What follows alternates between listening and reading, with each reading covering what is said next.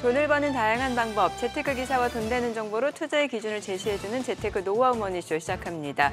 금리 슈퍼 위크가 끝나고 뉴욕 증시는 다소 좀 혼란스러운 모습이었던 것 같아요. 네, 그렇습니다. 미 연준의 B컷, 50bp 금리 인하죠. 그리고 또 BOJ의 금리 동결까지 확인하고 환한 것도 잠시 다우지수는 사상 최고치 경신을 이어갔습니다만 나스닥과 S&P 500이 약보합 마감했습니다. 월가에서는 또 이게 낙관론과 또 이렇게 신중론이 계속해서 부딪히는 그런 양상인데요. 일각에서는 이번 주 초반의 움직임이 중요하다는 의견이 나왔습니다. 게다가 소비자 물가지수 등 이번에 또 지표도 계속해서 확인해 나가야 되는 그런 상황인데요. 우리 시장이 계속 부진한데 이번 주는 어떤 모습을 보일지 궁금합니다. 네. 지난주 금요일에 국내 증시 코스피 코스닥 양시장 상승 마감했습니다. 그동안 외국인의 매도 공세가 두드러졌다면 또 지난 금요일에는 개인 투자자분들이 차익 실현을 하면서 시장 상승이 다소 제한된 모습이었습니다. 연준의 B컷 그리고 BOJ 금리 동결 이후 어떤 전략과 인사이트로 지금 시장이 대응해야 될지 오늘 증시타임에서 확인해 보겠습니다. 네, 4호선 인도권역 인근의 집값이 폭락했다가 최근 신고가를 경신할 정도로 상승하고 있다고 합니다. 인도권에는 교통혁명이라 불릴 정도의 관련 호재가 가득하다고 하는데요. 어떤 내용인지 하오분에서 짚어보도록 하겠습니다. 네, 지금 보고 계신 머니쇼 유튜브와 SBS 비즈앱에서 실시간으로 시청 가능하니까요. 많은 시청 부탁드립니다. 그럼 먼저 빠르게 돌아가는 글로벌 증시 상황부터 정리해 볼까요? 도지은 아나운서 소식 전해주시죠. 굿모닝 마켓입니다. B컷 효과를 톡톡히 누렸던 시장, 이번 주에도 좋은 흐름 이어갈 수 있을지 주목됩니다. 많은 연준 위원들의 발언에 따라 변동성이 커질 수 있는 만큼 이 경계심을 낮춰선 안 되겠습니다.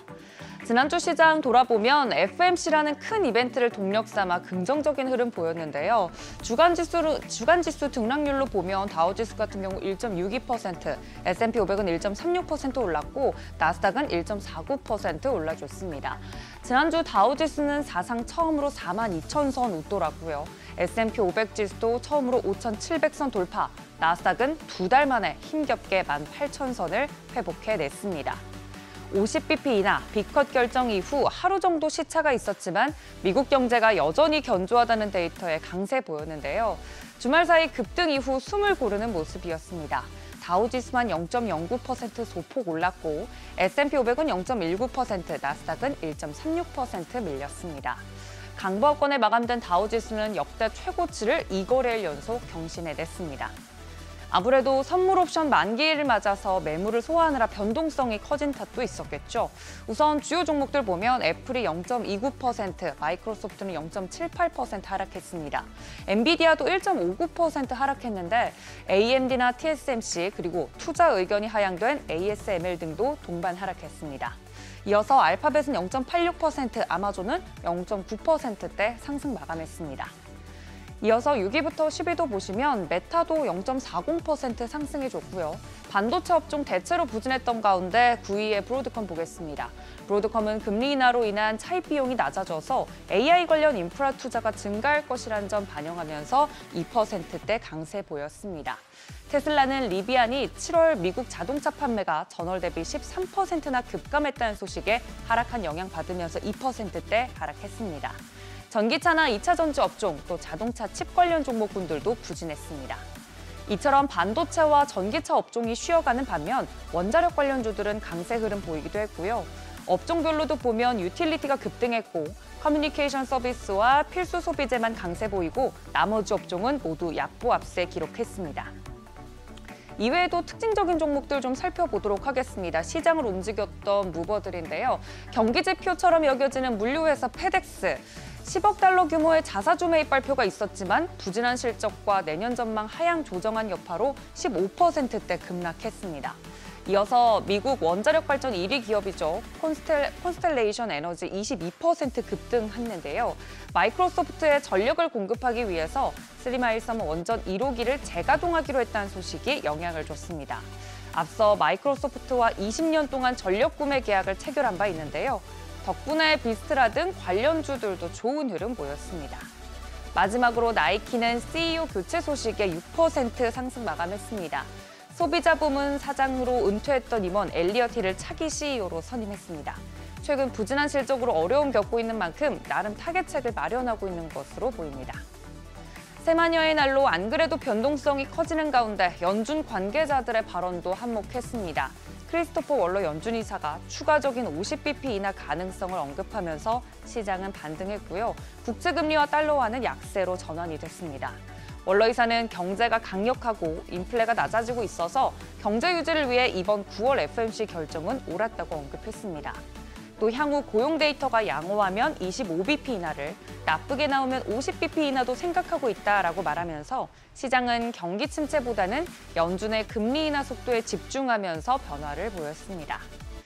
국제금리는 월러 이사 발언 이후 단기물 위주로 하락세 보였습니다. 2년물은 3.59%대 하락으로 10년물은 3.74% 상승으로 마감됐습니다. 이번 주도 파월 의장을 비롯한 다수의 연준 위원들이 공개석상에서 발언을 할 예정인데요. 또 8월 PCE 가격 지수와 2분기 성장률 확정치 등 주요 경제 지표들도 발표 예정입니다. 월말, 분기말이 다가오는 만큼 변동성이 커질 위험이 높아 조심스럽게 시장 흐름 살펴보셔야겠습니다. 굿모닝 마켓이었습니다.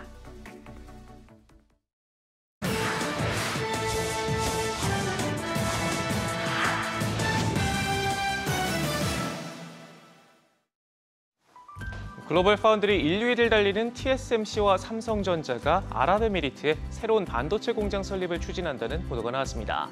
월스트리트저널에 따르면 TSMC 최고 경영진들은 최근 아랍에미리트를 방문해 반도체 제조 복합시설을 건립하는 방안을 논의한 것으로 전해졌고요.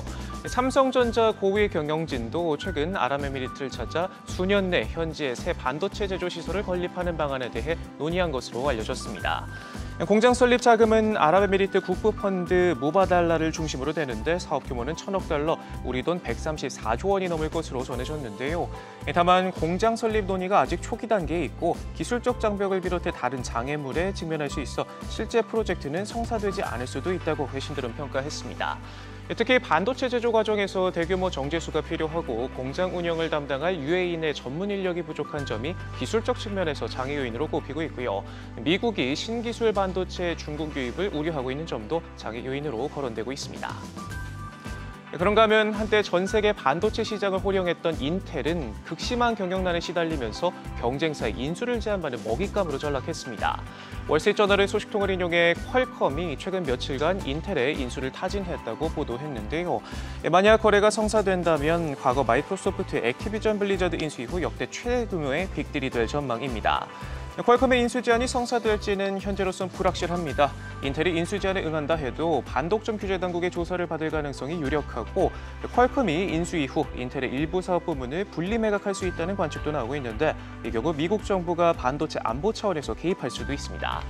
저널은 인텔이 메가톤급 구조 조정에 돌입한 데 이어서 인수 합병 매물로 전락한 데 대해 회사가 창립 이래 전례 없는 위기를 겪고 있음을 여실히 보여준다고 짚었는데요. 일각에서는 퀄컴이 인텔을 품게 되면 AI 반도체 올라운드 플레이어로 위상을 더 키울 수 있을 것이라면서 반도체 패권 싸움에 사활을 걸고 있는 미국 정부가 내심 반기고 있다는 분석도 나옵니다. 바이든 행정부가 중국산 미래 모빌리티 기술에 빗장을 걸어 잠갔습니다. 미국 도로 위를 달리는 커넥티드 자율주행 차량에 중국산 소프트웨어와 하드웨어 이용을 금지하는 규제를 신설할 계획인 것으로 전해졌는데요. 미 상무부는 2027년식 모델부터 중국산 소프트웨어를 금지하고 2029년 또는 2030년식 모델부터는 하드웨어까지 범위를 넓힐 예정입니다. 미국의 이 같은 방침이 확정될 경우 한국의 대미 자동차 수출에도 적잖은 영향을 미칠 것으로 예상되는데요. 촉각을 곤두세웠던 한국 자동차 업계는 일단은 한시름 놓을 수 있게 됐다는 입장입니다. 관련 부품 공급망 다변화를 위해선 최소 2년의 준비 기간이 필요할 것으로 예상해 왔는데 통상 하반기에 다음 이어식 차량이 출시되는 것을 고려하면 소프트웨어 공급망 다변화인 1년 반, 하드웨어에는 4년가량이 확보되는 셈이라 대비 시간이 넉넉한 편이라는 평가가 나옵니다. 인공지능 데이터 센터 전력 수요가 폭증하면서 미국 최대 원자력 발전 기업인 콘스텔레이션 에너지가 가동을 중단했던 원전을 되살리기로 했습니다. 2028년 미국 펜실베니아주 3마일 섬 원전 1호기의 상업용 운전을 재개할 예정이라고 발표했는데요. 마이크로소프트와 20년간 독점 계약을 맺고 원전에서 생산되는 전력 전체를 공급할 예정입니다. 최근 AI 열풍과 함께 데이터 센터 전력 수요가 폭발적으로 늘어나면서 빅테크 기업들이 다시 원자력을 주목하고 있습니다. 올 3월 아마존도 원자력으로 가동되는 탈렌 에너지의 데이터 센터를 인수하기도 했고 미국 연방정부와 정치권에서도 원자력 산업을 되살리기 위한 지원책을 내놓고 있습니다. 지금까지 글로벌 비즈였습니다. 지난주 금요일 이슈가 있었던 업종 살펴보는 기업 이슈 시간입니다. 뉴욕 증시에서 B컷 효과가 뒤늦게 나타나면서 우리 시장도 지난주 마지막 거래일을 상승으로 마감했습니다. 특히 어떤 업종이 강세를 보였는지 확인해 보겠습니다. 금리 인하 사이클이 시작되면서 대표적인 금리 인하 수혜 종목인 2차 전지 관련주가 강세를 보였습니다. 특히 현지 시간 19일 기준 미국장에서 테슬라가 금리 인하 덕에 주가가 큰 폭으로 뛰어오른 것이 전반적인 2차 전지 주들의 투심을 개선시켰는데요. 통상 자동차는 금리의 영향을 크게 받는 데 이어서 전기차는 내연기관차보다 고가이기 때문에 금리에 더 민감해 테슬라를 비롯한 전기차 업체들의 주가가 오른 것으로 풀이됩니다. 또 한편 2차 전지 생산업체인 금양이 미국 나노테크 에너지와 2조 원이 넘는 배터리 공급 계약을 체결했다는 소식이 나온 것도 모멘텀으로 작용했습니다. 금양은 내년부터 6년 동안 원통형 배터리인 2170 배터리를 약 2조 3천억 원어치 공급할 계획이고요. 이와 더불어서 나노텍과 화재 억제력을 갖춘 차세대 배터리 공동 개발에도 협력하기로 했습니다. 이 같은 소식에 어떤 기업들이 올랐는지 보면 금양이 7.94%, 덕산 테코피아가 4.94% 올랐고요. 에코앤드림도 3.58% 상승했습니다. 또 이어서 에코프로가 2%대, 에코프로 BM이 1%대 올랐습니다. 경찰청이 3년간 90억여 원을 들여 딥페이크를 탐지할 수 있는 기술 개발에 나선다고 밝히자 보안주들이 들썩였습니다. 경찰청은 이 같은 내용을 포함해 2025년도 예산을 편성했다고 전했는데요. 자세한 사업비 예산안을 살펴보면 우선 딥러닝에 기반한 허위 조작 콘텐츠 복합 탐지 기술 개발에는 27억 원의 예산이 배정되었으며 2027년까지 총 91억 원이 투입됩니다.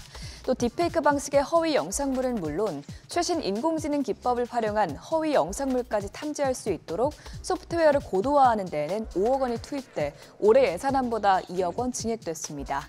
이처럼 국가에서 딥페이크 성범죄에 본격 대응하고 나서자 보안주들이 큰 폭으로 올랐는데요. 한싹이 17.36%, 소프트캠프가 10.1% 올랐고요. 아톤이 5%대, 또 센즈랩이 4%대 상승세를 나타냈습니다. 최근 중동 지역 긴장이 고조되면서 또다시 전면전에 대한 우려가 커지자 해운주가 강세를 보였습니다. 며칠 전 레바논 전역에서 헤즈볼라를 겨냥해 발생한 삐삐 폭발 사건 배후가 이스라엘로 주목된 데 이어서 이스라엘은 별도로 헤즈볼라 근거지인 레바논 남부에 지난해 이후 가장 큰 규모의 공습을 퍼부었습니다. 이번 공습으로 인해 헤즈볼라의 고위 사령관을 포함해 최소 12명이 숨진 것으로 밝혀졌는데요. 헤즈볼라 최고 지도자인 하산 나스랄라는 이번 공격에 대해서 이스라엘에 대한 정당한 처벌을 가하겠다고 밝히면서 실제로 주말 사이 이스라엘 영토를 겨냥해 100발 넘는 로켓을 날리는 등 보복에 나섰습니다. 점차 양측의 전면전 우려가 커지자 해상 운임이 급등할 것이라는 전망에 해운주가 상승세를 보였고요. 이 밖에도 미국 양대 항만 노조로 꼽히는 국제항만노동자협회가 다음 달 파업을 예고한 것도 해운사들의 주가를 끌어올렸습니다. 지난주 금요일 마감 상황 살펴보면 ST그린로지스가 12%, 흥하해운이 7.65% 뛰었고요. 대한해운이 3.02%, HMM이 1.85% 상승했습니다. 지정학적 리스크로 인해 방산주에도 매수세가 몰렸던 가운데 방산주는 개별 호재까지 나오면서 투자자들의 주목을 받았습니다. 국내 방산업체가 또다시 중동에서 수주 잭팟을 터뜨렸다는 소식이 나왔는데요. LIG 넥스원은 이라크와 3조 7천억 원 규모의 천공투 수출 계약을 체결하게 됐습니다.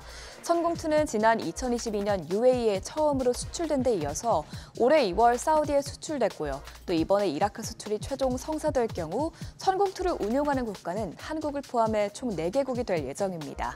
LIG 넥스원은 천공투가 중동 3개국 방공망에 배치되면서 해당 국가로 장거리 고고도 요격 체계에 대한 추가 수출 가능성도 커질 것으로 기대하고 있습니다. 이런 대내외 이슈의 증권가는 방산주에 대한 투자 의견을 중립에서 비중 확대로 상향 조정하기도 했는데요. 지난주 마감 상황 확인해보면 에이스테크가 21.86%, S&T 다이내믹스가 19.21% 급등했고요. 스페코가 7.86% 올랐습니다. 또 이어서 휴니드와 제노코가 모두 4% 넘게 상승했습니다. 지금까지 지난주 금요일장 이슈 살펴봤습니다.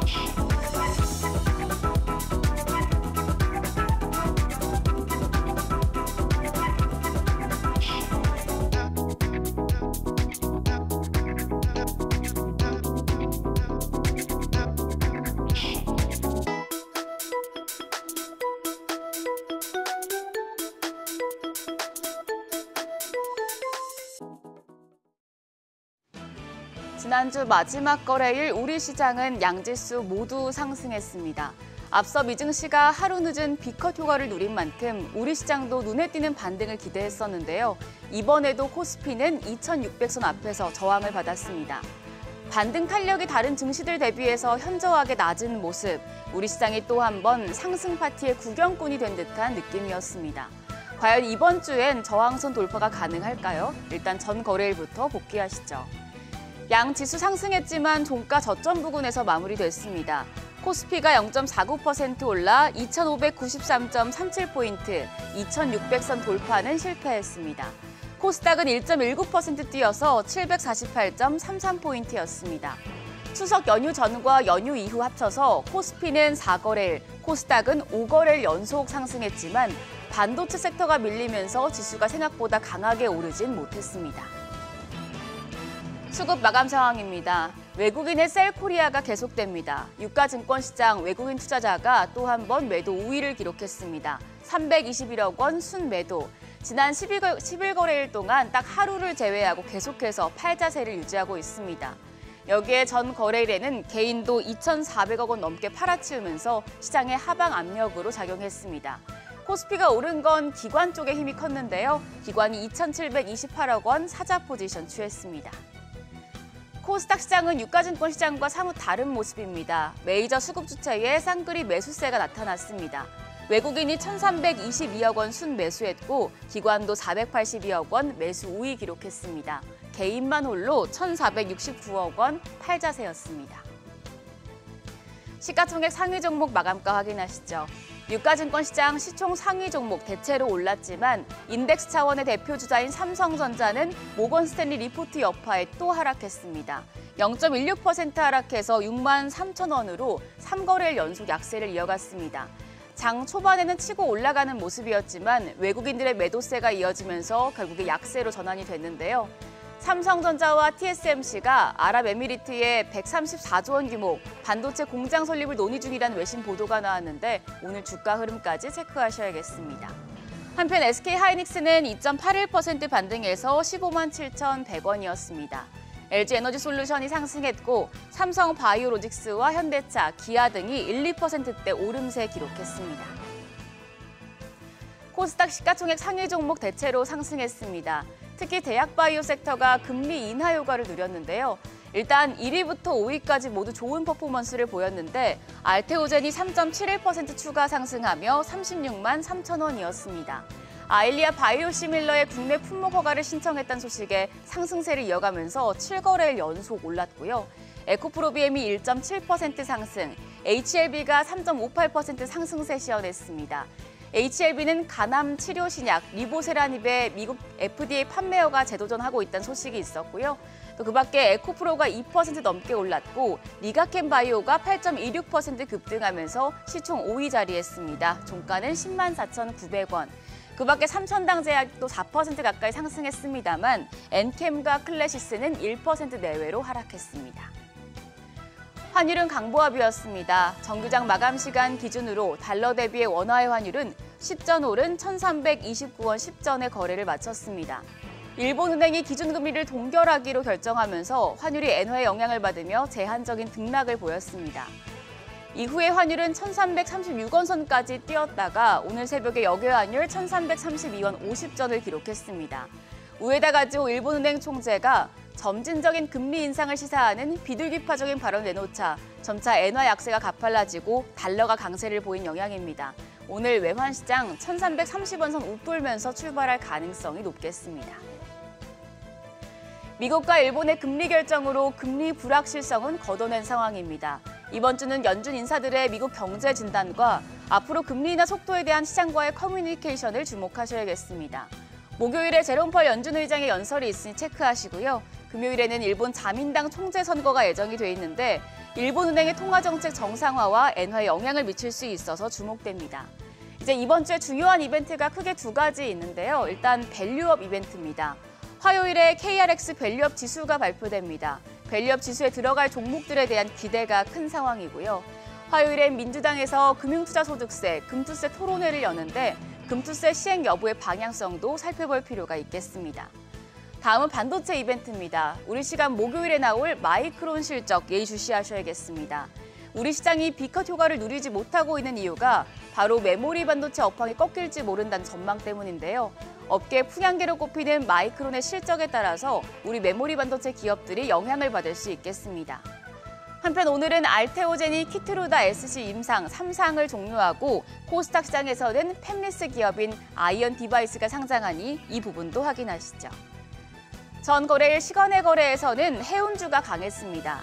이스라엘과 레바논의 친이란 성향 무장정파 헤즈볼라가 전면전을 벌일 가능성이 고조된 영향인데요.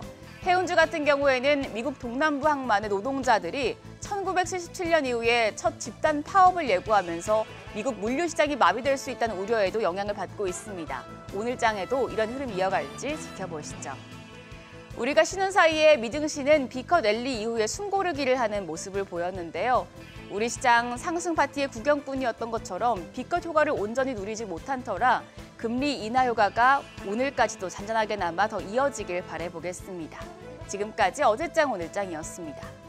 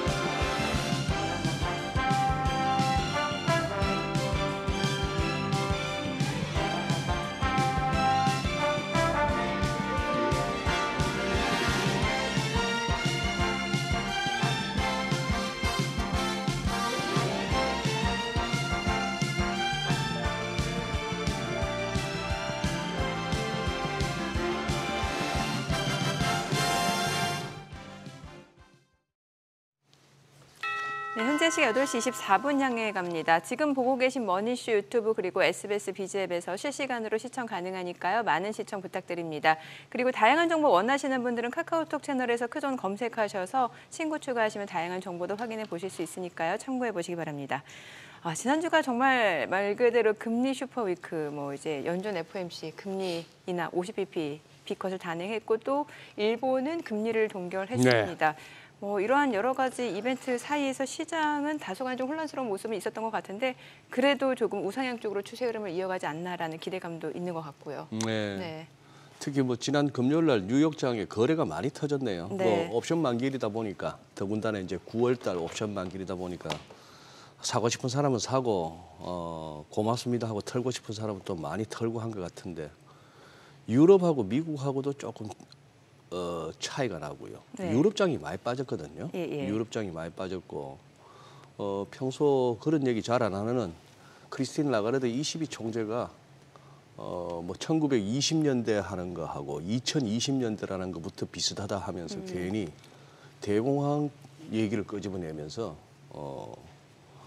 그 누님 별로 그런 얘기 안 하시는데 웬일로 그런 말씀을 하시고 네. 월가에서도 지금 이제 아까 오프닝에서도 말씀드렸습니다만 이 낙관론과 비관론이 이렇게 의외로 강하게 서로 충돌하는 그런 양상입니다. 그런 상황이라서 오늘 정미랭크 말씀하신 대로 금리 슈퍼 위크를 보내고 네. 이제 이번 주 새로 시작하면서 한번 매크로 다시 한번 정리해봐야 되는 날 아닌가 싶기도 하고. 그러게요. 이번 주에 또 8월 개인 소비 지출 발표도 예정돼 예. 있고 2분기 GDP 확정치도 나온다고 하니까 시장의 어떤 경제 상황을 가늠할 수 있는 지표들까지도 좀 체크해봐야 되는 한 주가 되지 않을까 싶습니다. 예.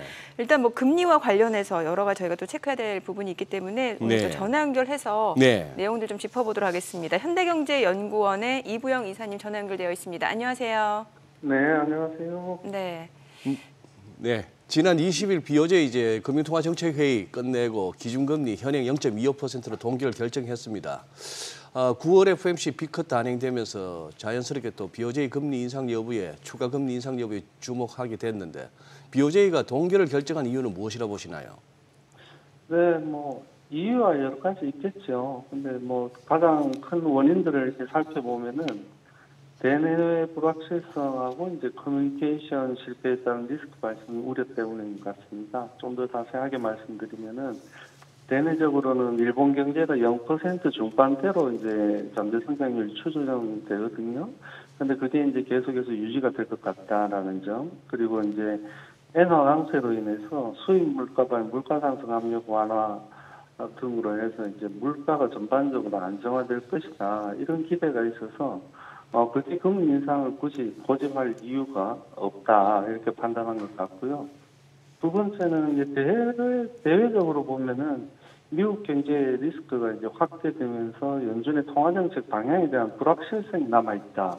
요 점이 이제 금리 동결 원인으로 작용을 했습니다. 게다가 지난 7월 달에 이제 한 번 난리를 쳤었죠. 그래서 이제 커뮤니케이션 실패, 이것 때문에 시장에서 맹비난을 받았는데 아마 이번에 그게 좀 부담이 되지 않았나 그런 생각이 듭니다. 네. 뭐 지금 이제 연내 남은 회의가 2번이 있는데 이제 BOJ가 앞으로 향후에 금리를 인상할지 이 부분도 좀 체크를 해봐야 될 것 같은데 회의 이후에 우에다 총재 혹시 기자회견에서 뭐 힌트를 줬다거나 아니면 추가 금리 인상 조짐을 확인할 수 있었다 이런 발언이 있었을까요? 거의 제가 1시간 20분 정도 봤었는데요. 네. 원래는 이제 45분에서 50분 정도 기자회견하고 끝내는 게 이제 보통인데 그만큼 이제 시장에서 답답해하는 그런 모습을 보였다 그렇게 보여지고 질의응답 결과도 뭐 고구마 먹은 듯한 그런 이제 느낌이 있습니다 사실. 그래서 이제 추가 금리 인상 관련해서 이제 발언 요약해 보자면은 일본 경제가 이제 일본은행의 전망 경로를 유지할 것이냐, 미국 경제가 연착륙해서 연준의 통화정책 방향이 기존 예상 경로를 따를 것이냐, 이것들을 이제 종합해서 살펴보고 결정하겠다는 거죠. 그리고 두 번째는 이제 현재 일본의 실질 금리가 현저히 낮다. 1% 정도로 추정되는데 그런데 여기 중립금리에 근접할 때까지 우리가 계속해서 금리 인상 기조를 유지하겠지만 그 1% 수준도 유동적이다. 그래서 도대체 무슨 이야기냐 이렇게 되는 거죠. 누구도 알 수 없는 그런 이제 기자회견 내용이 됐고 결국은 10월 금리 인상은 지금 보면은 이제 가능성이 좀 낮지 않느냐 이렇게 보고요. 12월 달에도 이제 어떻게 될지 모르겠습니다. 데이터 기반 의사결정을 하겠다고 그러니까. 네. 그래서 현재로서는 이제 기자회견에서 밝힌 것처럼 금리 상승과 엔화 강세가 일본 실물 경제에 어떤 영향을 미칠지 이게 분명해지고 미국 경제 향방에 관한 확신이 있을 때까지 금리 결정을 유보할 가능성도 있습니다. 네. 네, 이사님 아무래도 이 BOJ를 계속 살피고 달러엔도에 우리가 주시하는 이유가 지난 8월 초에 경험했던 뭐 엔캐리 트레이드 청산 우려, 뭐 그로 인한 자산 시장의 혼란 이게 이제 걱정돼서 자꾸 살피는데, 자 지금 이게 딱 일주일 전입니다. 일주일 전에 이게 달러엔 환율이 139.57까지 장중 저점을 찍었으니까 140엔도 무너지나 했던 게 지난주는 계속 달러엔 환율 반등을 해서 지금은 이제 또 144엔 근방까지 왔습니다. 자 지금 이 엔캐리 청산 아직 뭐 추가적으로 좀 남았다, 얼추 마무리됐다, 썰이 많은데 더 걱정 안 해도 될까요? 글쎄요, 뭐 걱정이야 늘 이제 해야 되죠. 걱정이야 늘 해야 되는데, 근데 이미 이제 시장에서 엔화 강세 컨센서스가 형성돼 있잖아요. 그런 점을 이제 고려하고 또 일본은행이 추가적인 금리 인상 당분간 좀 하기 어렵다. 이런 것들을 이제 고려하면 갑작스럽게 이제 엔캐리 트레이드를 청산하기보다는 최근에 보이는 것처럼 조금씩 이제 엔화를 청산해 나가는 그런 상황이 연말까지는 가지 않겠느냐 이제 그렇게 생각이 되고요. 더군다나 이제 일본은행의 요건 기대 사항입니다만은 커뮤니케이션 방법도 좀 개선이 될 것 같고 또 금리 인상 수준도 글로벌 금융시장에 대한 충격을 최소화할 수 있는 수준에서 아마 일본은행이 좀 보수적으로 결정하지 않겠느냐 그렇게 생각이 되고요. 결국 이제 또 한 가지는 이 자민당 총재 선거에서 이제 나왔죠. 지금은 금리 인상할 때가 아니다. 몇몇 소수 의견이 나왔는데 의회가 총재는 그런 개별을 지금 싹 다 무시하고 이번에 이제 이번 주에 있을 총재선 끝나고 나면 그때 가서 이야기하겠다 정부 측하고 그렇게 이야기를 하니까 좀 두고 봐야 될 것 같고요. 10월달 일정상 좀 무리가 있지 않느냐 그렇게 이제 봐집니다. 그렇기 때문에 연말까지 대규모 ONT캐리 청산 가서 일본은행이 또 한 번 더 큰 욕을 먹고 또 시장이 대혼란을 겪고 이런 일은 없지 않을까 그렇게 기대를 합니다. 네. 네. 저희도 그렇게 좀 기대를 해보도록 하겠습니다. 네, 내용 잘 들었습니다. 고맙습니다. 네, 감사합니다. 네, 저희 바로 모셔보도록 하겠습니다. 오늘 또 디멘전 투자자문 투자부분 송재경 대표님 함께합니다. 어서 오세요. 안녕하세요, 송 대표님.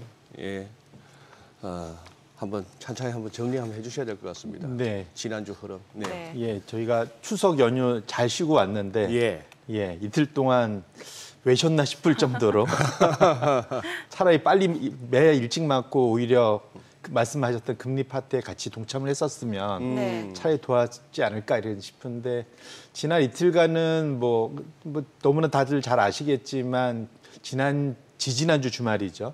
우리 추석 들어가는 연휴 들어가는 그때 모건 스탠리의 반도체 부정적 보고서 그것을 소화하느라고 이틀간 상대적으로 좀 우리가 많이 좀 부진했었다 봐야 될 것 같고요.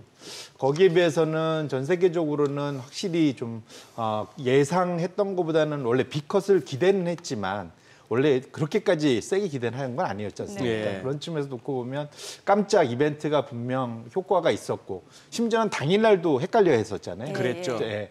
그런 측면에서 놓고 보면 어느 정도 시장에서는 그 안도랠리 뭐 이런 것들을 목요일날 하면서 전반적으로 시장 자체가 양호한 흐름을 좀 보였다. 우리나라가 좀 거기에 이제 동참 못한 게 아쉽지만 그래서 보시면 그러니까 홍콩 항생 지수가 사실은 한 주간은 제일 좋았습니다. 네. 워낙 그 사이에 좀 안 좋았던 것 때문에 이제 그런 게 있고요. 그다음에 이제 일본 니케이 뭐 그게 이제 1, 2등을 했고요. 그 외에 유럽이나 뭐 대만 증시 뭐 이런 것이 상당히 상위권에 있었고 반면에 좀 하위권에 있었던 게 스위스, 영국, 네덜란드, 독일, 프랑스 뭐 이런 나라들이 사실은 마이너스를 기록했어요. 이제 근데 저들이 왜 마이너스를 기록했냐? 딴 건 아니고 지난주 한 주간 오히려 연준은 금리를 내렸지만 전 세계 시장 금리는 올랐습니다. 네. 역으로 거꾸로 시장 금리. 예, 그러니까 국채 10년물 금리 네. 다 시장 금리는 올랐는데 특히 저 하위권, 최하위권에 있는 나라들의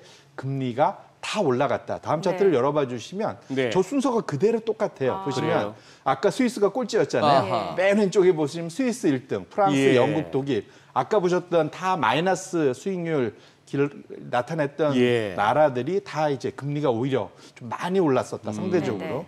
이거는 역으로 생각하면 이미 사실은 시장이 연준의 금리 인하에 대해서 전 세계 기준금리니까 이것이 내려올 거를 예상하고 시장 금리는 미리 반영해서 쭉 빠져왔다가 예. 정작 이벤트가 발생되는 지난주부터는 우리가 좀 너무 과한 거 아니냐 이렇게 하면서 많이 빠졌던 나라들 순서대로 다시 금리가 위로 올라가면서 그런 나라들의 시장 금리가 전반적으로 주식 시장의 주가도 좀 올라가는 걸 막는 그런 역할을 한 거다. 거꾸로 말하면 그 나라들이 네. 이전 한 달 동안은 성과가 좋았었다고 밀어볼 수 있겠죠. 그래서 결론적으로는 지난 한 주간은 연준의 금리 인하 이벤트를 잘 또 한 달간 과하게 반영했던 것들을 이제 정상화시키는 그런 한 주간이었다. 이렇게 네. 해석하면 좋을 것 같습니다. 사실 지나고 나니까 이제 뭐 B컷 랠리다라는 얘기가 나오곤 있습니다만 사실 그 이전에 보면은 왜 연준이 50bp B컷을 단행하면 오히려 시장에서는 또 안 좋게 해석할 수도 있다라는 얘기가 있었던 게 경기 침체 때문에 50bp 하는 거 아니냐라는 얘기가 있었거든요. 네. 근데 참 시장은 다르게 일단 움직였어요. B컷 랠리라고 할 정도로 다우는 사상 최고치고 또 말씀 주셨다시피 채권 수익률 자체는 오히려 올라갔단 말이죠. 네. 이게 경기 침체로 보면 오히려 채권 가격이 올라가고 금리가 떨어져야 되는데 네. 그래서 시장 해석이 더 어려운 것 같아요. 맞습니다. 근데 결론은 이런 것 같아요. 그래서 사실은 그 연준 B컷 한 다음 날 랠리를 보면은 모든 게 해결된 것 같지만 예. 실제로 시장의 마음은 정확히 연준의 그 B컷 한 당일날 네. FOMC 발표하고 기자회견했던 그때가 사실은 시장의 현 상황이다 보셔야 될 것 같아요. 네. 성명서 발표됐을 때 주가가 급등을 했다가 올랐죠. 파월이 이 말을 하기 시작하면서 쭉 빠지면서 그냥 보합으로 그냥 끝나버렸지 예. 않습니까? 결국은 이제 시장의 마음은 반반이다 봐야 될 것 같고요. 사실은 그 말씀 때문에 연준 파월 의장이 비컷은 했지만 침체는 없다는 얘기를 여러 번 했어요. 그러게 반복했죠. 그게 거꾸로 그걸 잘 들어보면 걱정도 되는 겁니다. 이게 예. 진짜 뭐 아무 일 없으면 가만히 있으면 되는데 그러니까요. 이게 자꾸 그 얘기를 하니까 예. 뭔가 있는 거 아니냐? 예, 예. 난 사실 그것 때문에 주가가 그때 많이 밀린 것도 예. 있는 거거든요. 예. 그래서 이건 이제 과거의 경험을 봤을 때 이번에도 연준이 상당히 좁은 길, 그러니까 소위 침체 없이 연착륙으로 잘 가는 골디락스 가는 그런 일들을 지금 추진을 하고 있지만 과거에 상당히 이 길이 되게 험난하고 어려웠던 네. 것만은 과거의 모든 경험이 얘기를 해주고 있거든요. 그래서 그런 측면에서 놓고 보면 진짜 끝날 때까지 끝난 게 아니고 결과적으로는 이것이 딜리버리가 돼야만 네. 진짜 침체 없이 이것이 한 내년 말까지 쭉 가준다면 정말로 연준이 성공한 건데 어쨌든 그 사이에 우리가 이따 보겠지만 글로벌 펀드 매니저들은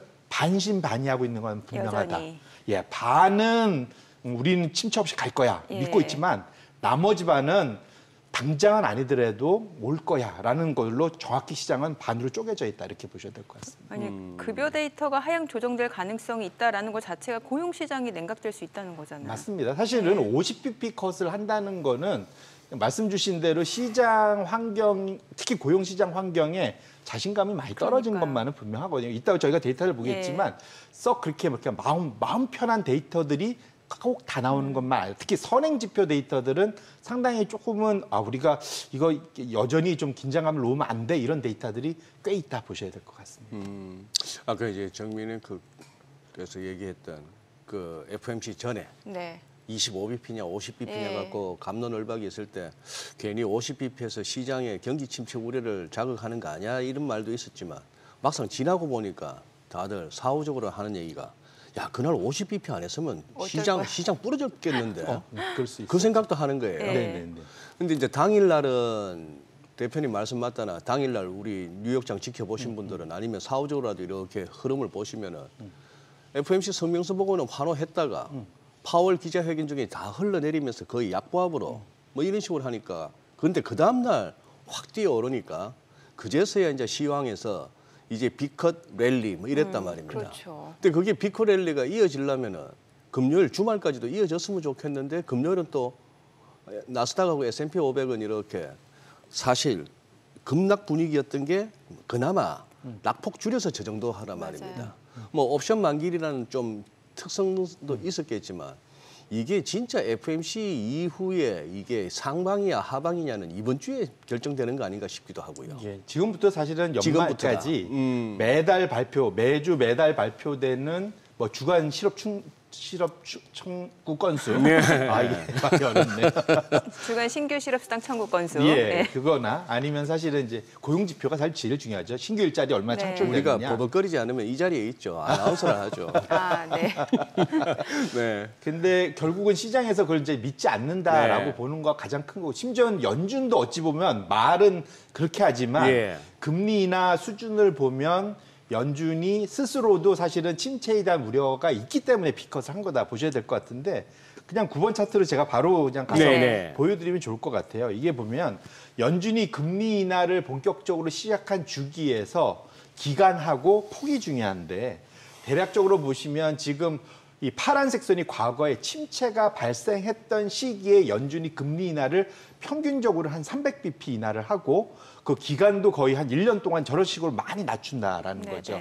근데 지금 현재 지금 시장에서 지금 붉은색 선이 현재 시장이 예측하고 있는 숫자고요. 진짜 지금 보시면 내년 말까지 250bp, 이번에 50bp 했죠. 그러니까 200bp 정도가 남아 있습니다. 내년 말 되면 3%에 가 있다라는 거거든요. 근데 지금 저 위에 보면 침체가 없을 때 연준의 평균적인 금리 인하는 한 75bp 정도에서 한 6번 한 6개월 내에 그냥 마무리된다 이렇게 보셔야 될 것 같아요. 결론적으로는 지금 연준은 저 중간 아래쪽 보면은 내년에 3.5 정도에 지금 마무리한다고 돼 있지 않습니까? 네. 그 점도표에 의하면 그렇게 놓고 보면 침체 없는 금리 인하 주기보다는 훨씬 더 금리 인하를 많이 한 걸로 지금 연준 소위 점도표 찍는 FOMC 위원들이 다 찍고 있는 거거든요. 그런 측면에서 놓고 보면 그러니까 소위 보험성이길 우리는 바라는데 이것이 이제 여차 잘못 이게 혹시라도 좀 늦어졌으면 침체에 대응하는 보험성이 아니라 침체성이 될 수도 있는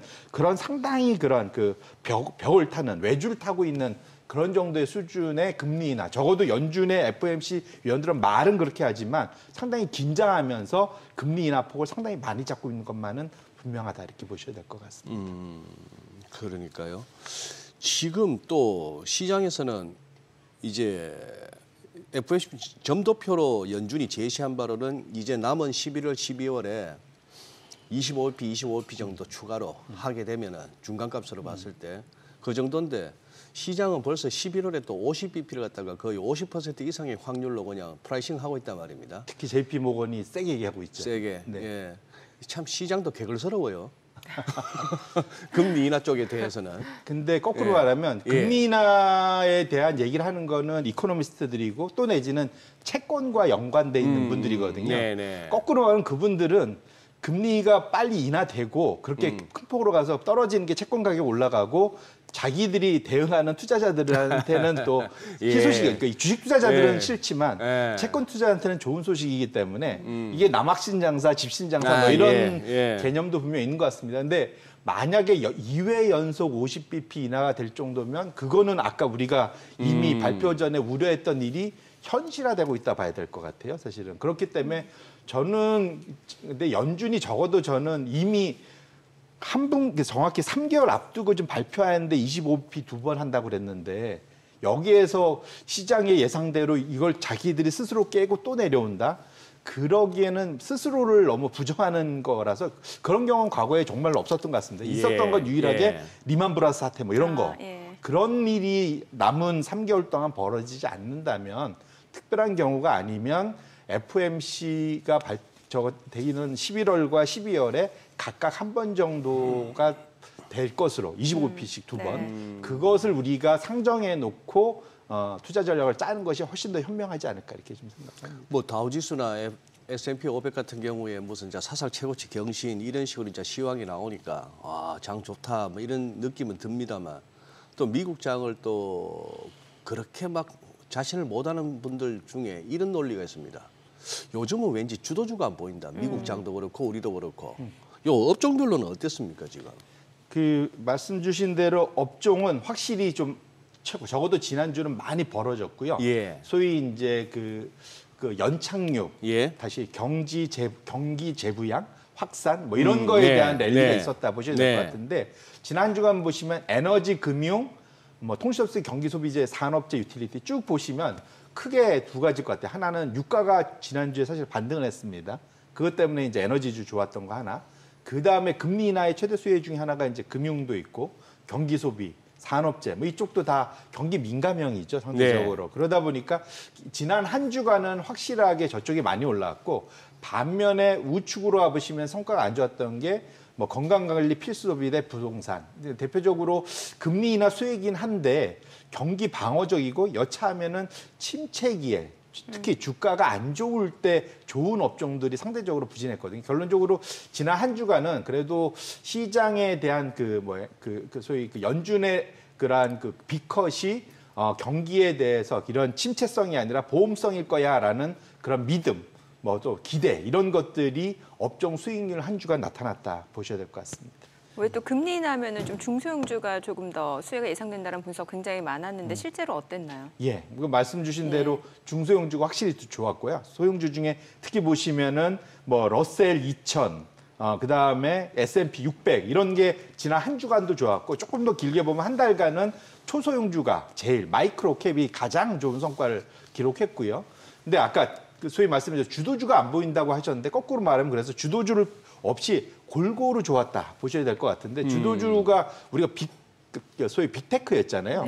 상대적으로 빅테크의 성과는 부진했지만 지금 일주일 한 달간 놓고 보시면 전반적으로는 동일 가중 지수가 이 시가총액 가중지수보다는 훨씬 더 양호한 성과를 여전히 좀 보이고 있습니다. 그래서 확실하게 올해 하반기에 시장이 침체 없이 연착륙을 한다면 기존의 주도주 우리가 봤던 빅테크나 이쪽이 아니라 그걸 제외한 나머지 업종에 골고루 전반적인 그러한 소위 온기가 쭉 펼쳐질 수 있을 거기 때문에 그래서 제가 어느 순간부터 미국 투자하시는 분들은 시가총액 가중보다는 동일 가중을 투자하자는 얘기를 제가 한 2, 3개월 전부터 계속 말씀을 드렸던 것 같아요. 지금 그 성과가 여전히 지속적으로 이렇게 나타나고 있기 때문에 해외 투자, 특히 미국 투자를 하시고 싶은 분들은 이제는 너무 한쪽에 몰빵하지 마시고 동일 가중 ETF에 좀 분산 투자, 이거 자체가 분산 투자 효과가 있기 때문에 저런 식으로 투자를 하는 것이 훨씬 더 좀 뭐랄까 향후 성과가 좀 더 낫지 않을까 이렇게 말씀드립니다.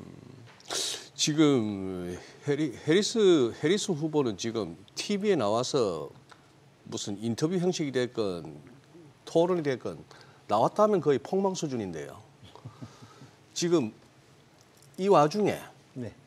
뭔가 좀 이렇게 도와주려면은 이제 연준은 한 6주 또 다음 텀까지 남았고 이제 또 10월 접어들면서 또 재무부가 또 역할을 하지 않을까요? 제가 드리고 싶은 말씀은 또 유동성이 문제입니다. 그거는 이런 표였지만 제가 어느 순간부터 제가 그 표도 보여드리지 않는데 이유는 재무부가 이제 이자 내기 급급합니다.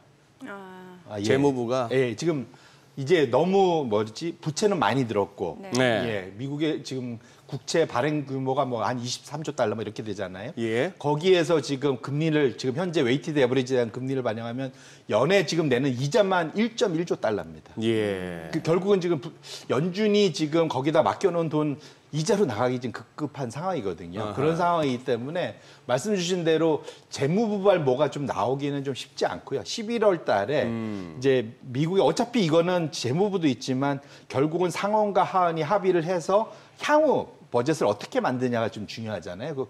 그 전까지는 뭔가 그 소위 말씀 주신 엄청난 그러한 그 소위 유동성 랠리 뭐 이런 것을 기대하기는 지금 특히 한 달밖에 거의 안 남았지 않습니까? 네.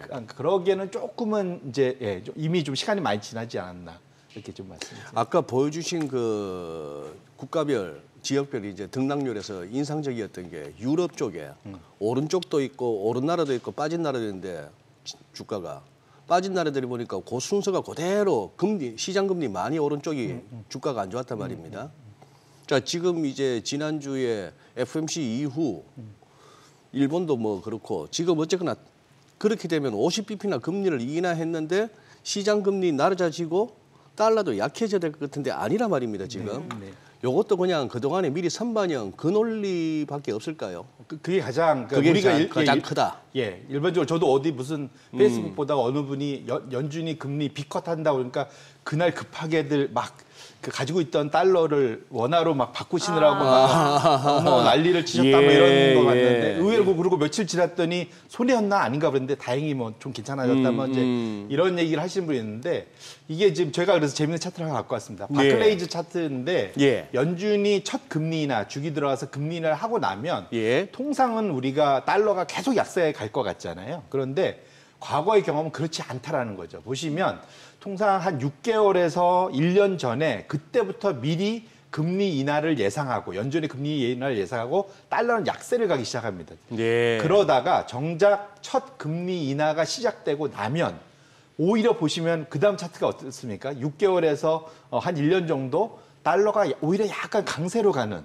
그런 모습이 나타나요. 그리고 그다음에 이제 갈라지기 시작하는데 그때는 침체가 없으면 그 얘기는 연준의 소위 보험성 금리 인하가 약발이 먹혔기 때문에 이제 경기가 좋아지면서 다시 강달러로 가는 거고 침체가 나타나면 진짜 이제 본격적으로 약달러로 간다 이렇게 보셔야 될 것 같아서 결론적으로는 지금 너무 뭐랄까 지금 달러 자산 갖고 계신 분들 꽤 있으실 텐데 제가 드리고 싶은 마음은 너무 지금 연준의 비컷 때문에 빨리 뭘 해야 되겠다 라기보다는 과거의 경험상 충분히 시간을 주고 이미 사실은 약달러는 일정 부분 6개월, 1년 진행됐었기 때문에 지금부터는 앞으로 연준의 그런 것이 연착륙으로 갈지 아니면 경착륙으로 갈지에 대한 그런 것들을 계속 좀 팔로우 하시면서 달러 자산에 대한 플레이를 하셔도 충분한 시간은 주어질 수 있을 것 같다. 저 X축에 25, 50은 의미가 어떤 거? X축에서 25나 50 저거는 위크죠, 위크. 위크. 네네. 주간. 네네. 네네. 네. 자, 지금 시각 8시 51분 향해 갑니다. 오늘 양시장 예상 체결지수 체크해 보도록 하겠습니다. 먼저 코스피부터 보도록 할게요. 오늘 코스피 강보합 출발 예상되고요. 예상 체결지수 2,594포인트, 코스닥도 강보합권 예상됩니다. 예상 체결지수는 749포인트입니다. 시가총액 상위 종목 예상 체결가 보도록 하겠습니다. 삼성전자 오늘 보합 예상되고요. 지금 호가에서는 63,000원, SK하이닉스 2% 약세가 예상됩니다. 호가 152,500원 집계가 되고 있고요.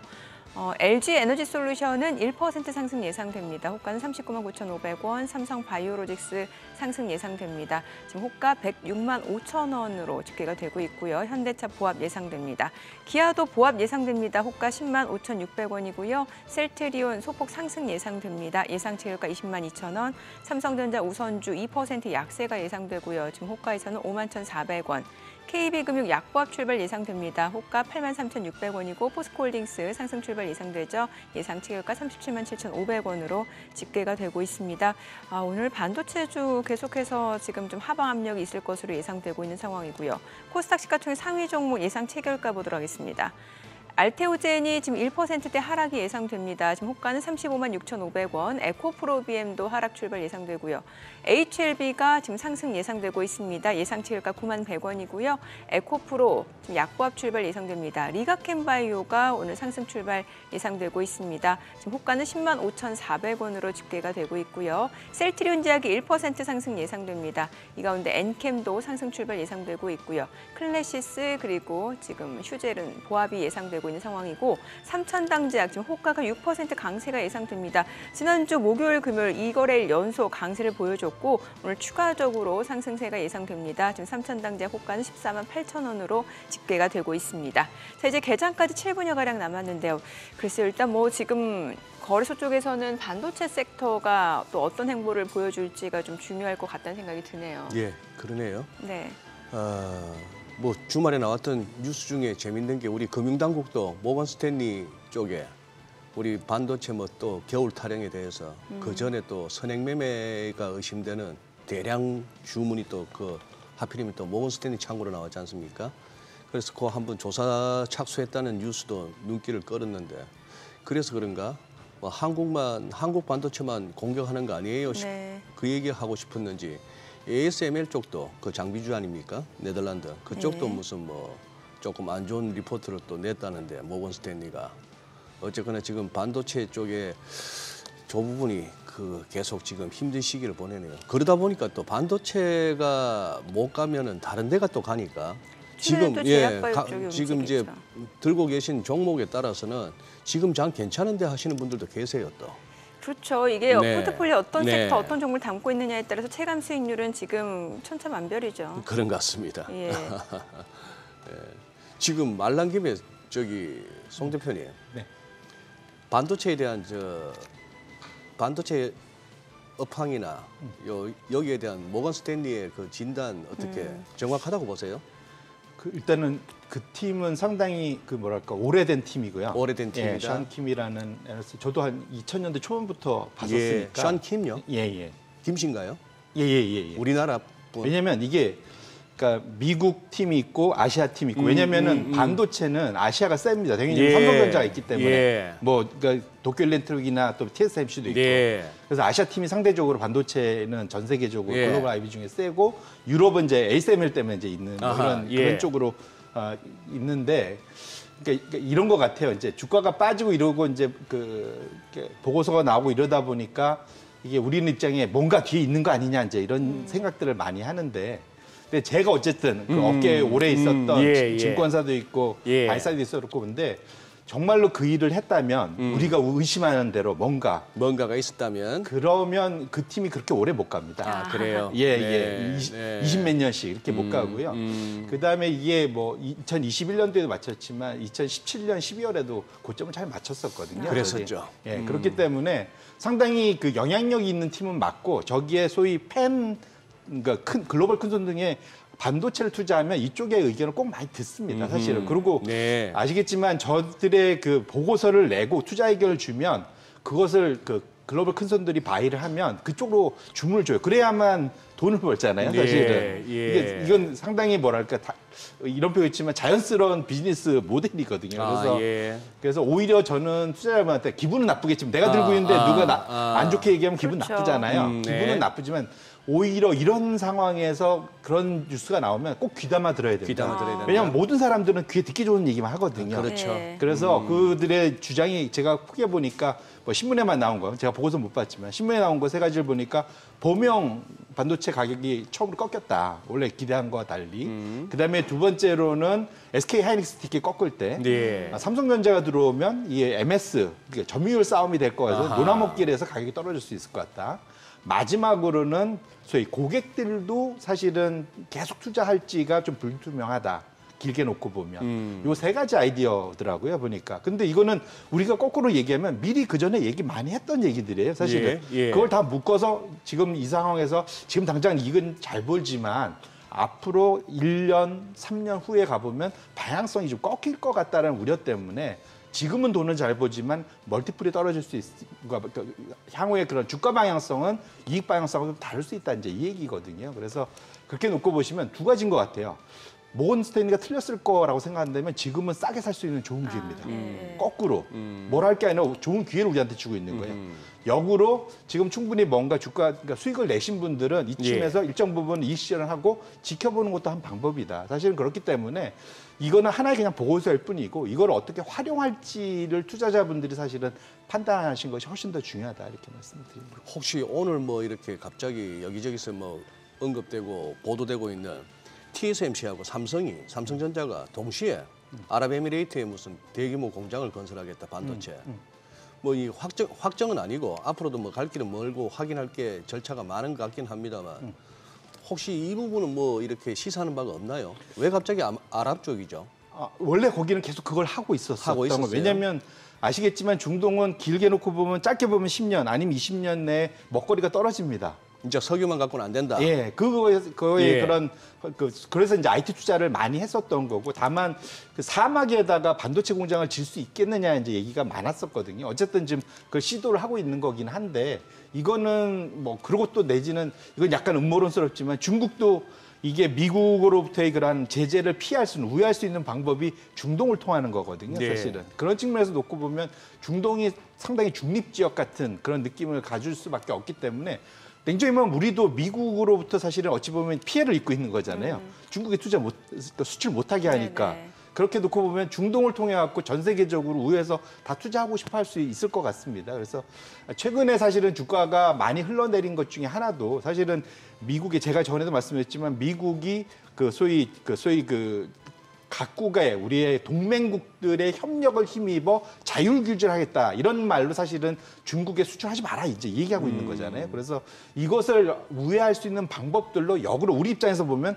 우리 중동 통해서도 할 수 있을 거야라고 얘기를 해야 소위 밸런스를 맞출 수 있을 거지 않습니까? 그래서 그런 측면에서 놓고 보면은 일종의 이제 소위 협상 카드 뭐 이런 식으로도 활용이 충분히 될 수 있는 그런 뉴스거리가 될 수 있지 않을까. 저는 오히려 이런 측면에서 약간 우리나라 그 반도체 기업들이 좀 협상력을 가질 수 있으면 좋겠다. 개인적으로는 그렇게 생각하고 있습니다. 네. 앞서 저희가 달러 가치 얘기를 좀 했었는데 사실 이제 연준이 비컷을 단행한 이후에 달러 가치가 좀 떨어질 것을 우려해서 달러를 파신 분들 꽤 있다고 말씀 주셨는데 그럼 실제로 지금 서학금이라고 하잖아요. 뉴욕 증시 투자하고 계신 분들 혹시 뭐 보유 규모가 좀 변화가 있을까요? 어떨까요? 결론적으로는 앞으로 변화는 있을 것 같고요. 앞으로. 왜냐하면 연준 입장에서는 정말로 베스트 시나리오는 우리 입장에서는 베스트 시나리오 아닌데 네.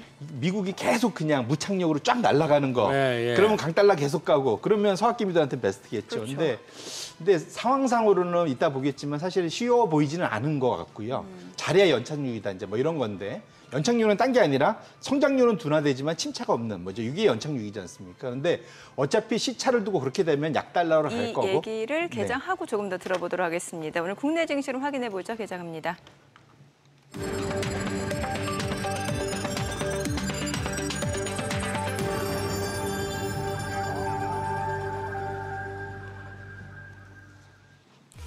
네, 9월 23일 월요일 국내 증시 개장했습니다. 연준의 비컷 단행 이후 비컷 랠리다라는 해석이 나오고 있는 가운데 다우지수는 처음으로 42,000선을 돌파했고 S&P 500도 5,700선을 돌파하면서 6,100선까지 이야기 나오고 있는 상황입니다. 그에 반해서 국내 증시는 다소 소외된 듯한 흐름이 이어지고 있고 특히 반도체와 관련해서는 지금 겨울이다라는 얘기까지 나오면서 반도체 비중이 높은 투자자 입장에서는 체감 지수, 체감 수익률은 지금 지지부진할 수밖에 없는 상황인데요. 오늘 국내 증시 출발 상황 좀 체크를 해보도록 하겠습니다. 코스피가 지금 강보합권으로 2,596포인트, 코스닥도 지금 강보합권으로 748포인트입니다. 양시장 지금 보합권 움직임 보여주고 있고요. 시가총액 상위 종목 시초가 보겠습니다. 삼성전자 0.7% 떨어집니다. 지금 62,500원이고요. SK하이닉스도 지금 소폭 내림세로 156,700원. LG에너지솔루션 보합이고요. 0.2% 소폭 약보합으로 전환이 됐습니다. 392,500원. 삼성바이오로직스 최근에 계속해서 강세를 보여주고 있고 외국인의 러브콜이 이어지면서 100만 원을 돌파해낸 상황에서 오늘 지금 강보합권이네요. 162,000원이죠. 현대차가 지금 0.6% 내림세를 보여주고 있습니다. 249,000원이고 기아는 0.38% 상승하네요. 105,900원. 셀트리온 지금 1% 가까이 올라갑니다. 그리고 삼성전자 우선주는 1% 약세고요. KB금융이 0.6% 올라갑니다. 포스코홀딩스는 소폭 내림세로 374,000원에 거래되고 있습니다. 오늘 반도체 섹터 내에서 일부 종목들의 상승세가 이어지면서 시장의 하단을 좀 지지해주고 있는 상황이고요. 코스닥 시가총액 상위 종목 시초가도 보도록 하겠습니다. 지금 알테오젠이 1% 내림세로 359,000원 선이고요. 에코프로비엠도 1% 하락합니다. 159,100원. 그리고 HLB가 지금 상승 보여줍니다. 강보합권이고요. 에코프로가 1% 약세입니다. 77,600원이고요. 리가캠바이오는 상승 보여주고 있습니다만 지금 상승폭 자체는 다소 좀 제한적인 모습이죠. 105,200원 수준이고요. 이 가운데 삼천당자, 호가와는 또 분위기가 다릅니다. 호가에서는 좀 강세가 예상이 됐었는데 0.9% 상승입니다. 리가캠바이오 같은 경우는 삼천당제약은 1% 상승 148,800원이고 엔캠은 좀 내림세입니다. 177,600원. 클래시스가 올라갑니다. 1% 상승 보여주고 있고요. 휴젤도 1.3% 상승 보여줍니다. 피부, 미용, 의료기기 쪽 섹터가 오늘 좀 상승을 보여주고 있는 모습이네요. 그 밖에 셀트리온제약, 셀트리온제약도 상승 흐름 보여주고 있습니다. 지금 시간 9시 3분 향해 갑니다. 오늘 시장에서 특징을 보여주고 있는 섹터 종목들 좀 체크를 해보도록 하겠습니다. 자, 오늘 보시게 되면은 해운주가 강세를 보여주고 있는 상황인데 STX 그린 로지스가 7% 가까이 올라갑니다. 11,770원에 거래되고 있는 상황이고요. 흥하해운도 지금 3% 이상 올라갑니다. 2,260원 선이고요. 이 가운데 페노션도 지금 지금 보합권이고요. 대한해운이 2% 상승 보여주고 있습니다. 지금 대한해운 1,956원에 거래되고 있는 상황이고요. 오늘 HMM 0.8% 상승 보여주고 있는 상황인데 해운주 내에서는 오늘 STX 그린로지스, 흥하해운, 대한해운이 지금 상승 탄력이 좋습니다. 자, 해운주 외에는 오늘 보시게 되면 2차 전지 쪽에서는 이제 전고체 관련주들이 상승을 보여주고 있습니다. 이수 스페셜티 케미칼이 8% 넘는 강세 보여주고 있습니다. 51,600원 선에서 거래되고 있고요. 한농화성 7% 이상 올라갑니다. 19,120원. 그밖에 레이크 머티리얼즈도 4% 강세 보여주고 있습니다. 지금 전고체 배터리 관련주 보시다시피 좀 종목 같은 섹터 내에서도 종목별로는 희비가 좀 엇갈리고 있는 상황이에요. 지금 이수화학이 2% 강세입니다. 그리고 CIS가 2% 이상 상승 중이고요. EV 첨단 소재 3.8% 강세로 2,420원 선에서 거래되고 있습니다. 오늘 2차 전지 전고체 내에서는 지금 레몬도 상승을 보여주고 있는 상황이고요. 자, 그리고 오늘 신규로 상장한 종목 있습니다. 아이언 디바이스입니다. 지금 142% 급등을 보여주고 있는 상황이에요. 지금 17,000원 선에서 흐름이 이어지고 있습니다. 오늘 아이언 디바이스 지금 신규 상장한 종목입니다. 팹리스 반도체 업체입니다. 오늘 지금 화려한 신고식을 치러내고 있습니다. 140% 이상 급등을 보여주고 있는 상황이고요. 자, 그 밖에는 오늘 보게 되면은 원전 관련주들 움직임이 좋네요. 우리기술이 3% 상승 보여줍니다. 2,510원 선이고요. 두산 에너빌리티도 2% 이상 올라갑니다. 18,400원 선, 18,320원 선이고요. 우진, 한전 KPS도 지금 1% 이상 올라갑니다. 오늘 우진이 8,150원, 한전 KPS는 41,300원. 그밖에 대창솔루션, 오르비텍 1% 이상 올라가고요. BHI, 비츠로테크도 1% 이상 상승 중입니다. 원전 관련주들 움직임도 지금 이어지고 있는 상황이고요. 그리고 뭐 보톡스 관련주 최근에 움직임 좋았죠. 뭐 피부 미용 의료기기 관련주도 마찬가지고요. 오늘 보시게 되면 휴메딕스가 5% 이상 올라갑니다. 39,500원. 그 휴온스 글로벌도 1.9% 상승 중이고요. 대웅제약 지금 상승 보여주고 있는 상황이고요. 파마리서치가 1.7% 상승하면서 204,500원 선이고요. 청담 글로벌도 0.98% 올라갑니다. 다만 일부 종목을 제외하고는 뭐 상승 탄력이 그렇게 크지도 않고 온기가 전반적으로 확산되는 분위기는 아니다라는 점, 여전히 좀 종목 장세 흐름이 이어지고 있다. 이렇게 보시면 될 것 같습니다. 자, 지금 시각 9시 5분 지나갑니다. 수급 상황 체크해 보도록 하겠습니다. 오늘 유가증권 시장에서는 개인과 기관이 순매수 보여줍니다. 각각 624억 원, 기관 쪽에서는 418억 원 순매수고요.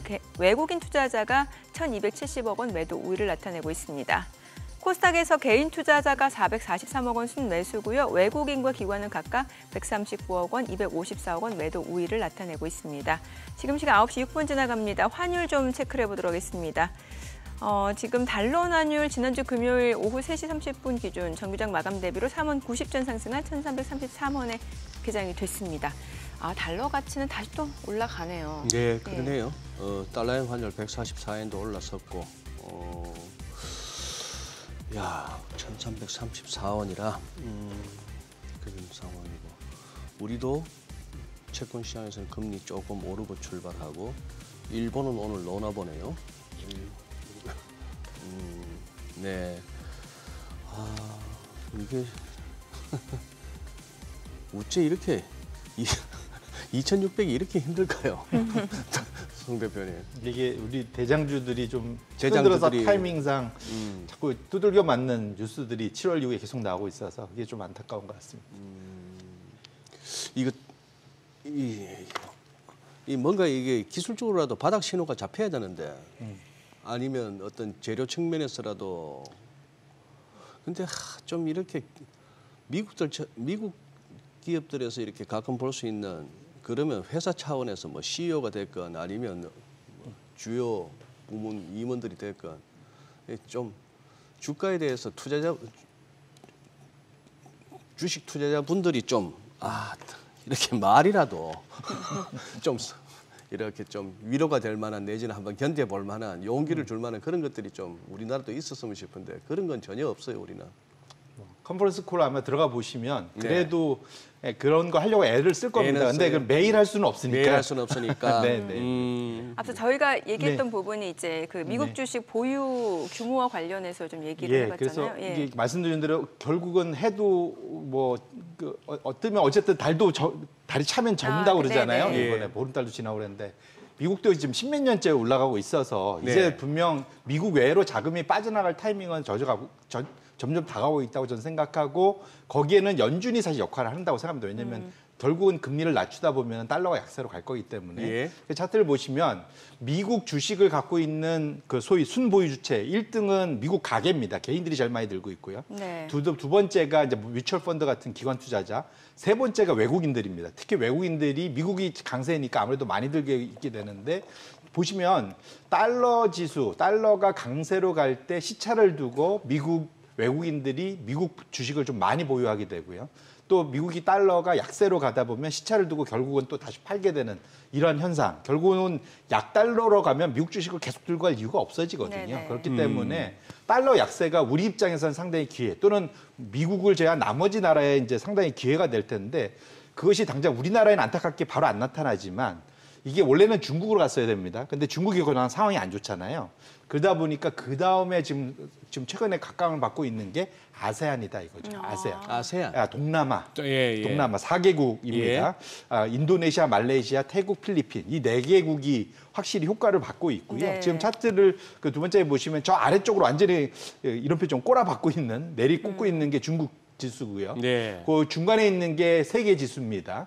그 위로가 지금 다 말레이시아, 인도네시아, 태국이고 제일 위에 있는 게 동남아시아에 투자가는 티커가 이제 아세아라고 돼 있는데 이 ETF인데 이게 이제 싱가포르, 태국, 인도네시아, 말레이시아, 필리핀에 주되게 투자하는 것들이거든요. 이것이 확실하게 보시면 덜 빠지고 더 많이 올라가는 걸 확인하실 수가 있어요. 지금 결국은 지금 신흥국에 투자를 하고 싶은데 과거의 영광은 중국인데 중국은 다 빠졌고 인도가 다 가져가 갔는데 인도는 사실 비싸단 말이에요. 그럼 그다음 넥스트가 어디냐 봤을 땐 저 4개 나라다 보셔야 될 것 같은데 그게 네. 확실하게 영향을 받고 있는 게 이미 중국에 공장 짓던 거를 이제는 다 저쪽으로 옮겨가고 있다는 게 다음 차트에 나옵니다. 보시면 아시안 세 개국, 아까 말씀드렸던 말레이시아, 인도네시아, 태국, 필리핀 이 4개국이 좌측인데 그린필드 FDI, 즉 목초지에다가 그냥 새로 공장 짓는 이런 투자가 엄청나게 늘고 있는 상황이고요.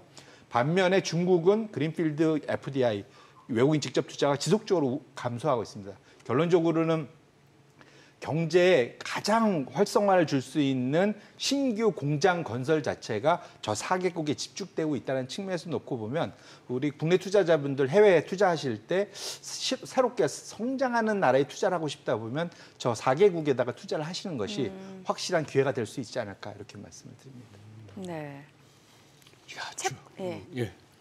채권 시장은 어떤가요? 채권 쪽은? 채권은 아까 말씀드린 대로 금리는 당분간은 지금 연준의 그 움직임에 따라서 움직이고 최근 들어서는 금리가 사실 말씀드린 선반영에서 너무 많이 빠졌다고 그랬잖아요. 그래서 최근 들어서 조금씩 올라가고 있는 거고 예. 기본적으로 앞으로의 방향성은 말씀 주신 대로 우리가 지금 주간 단위의 그런 신규 청구 건수나 그 월간 단위의 그런 고용 지표에 따라서 크게 좌우될 것 같고요. 제가 딱 하나 봐야 된다. 앞으로의 그런 연준도 믿을 수 없거든요. 근데 연준도 자기들이 참고하는 지표.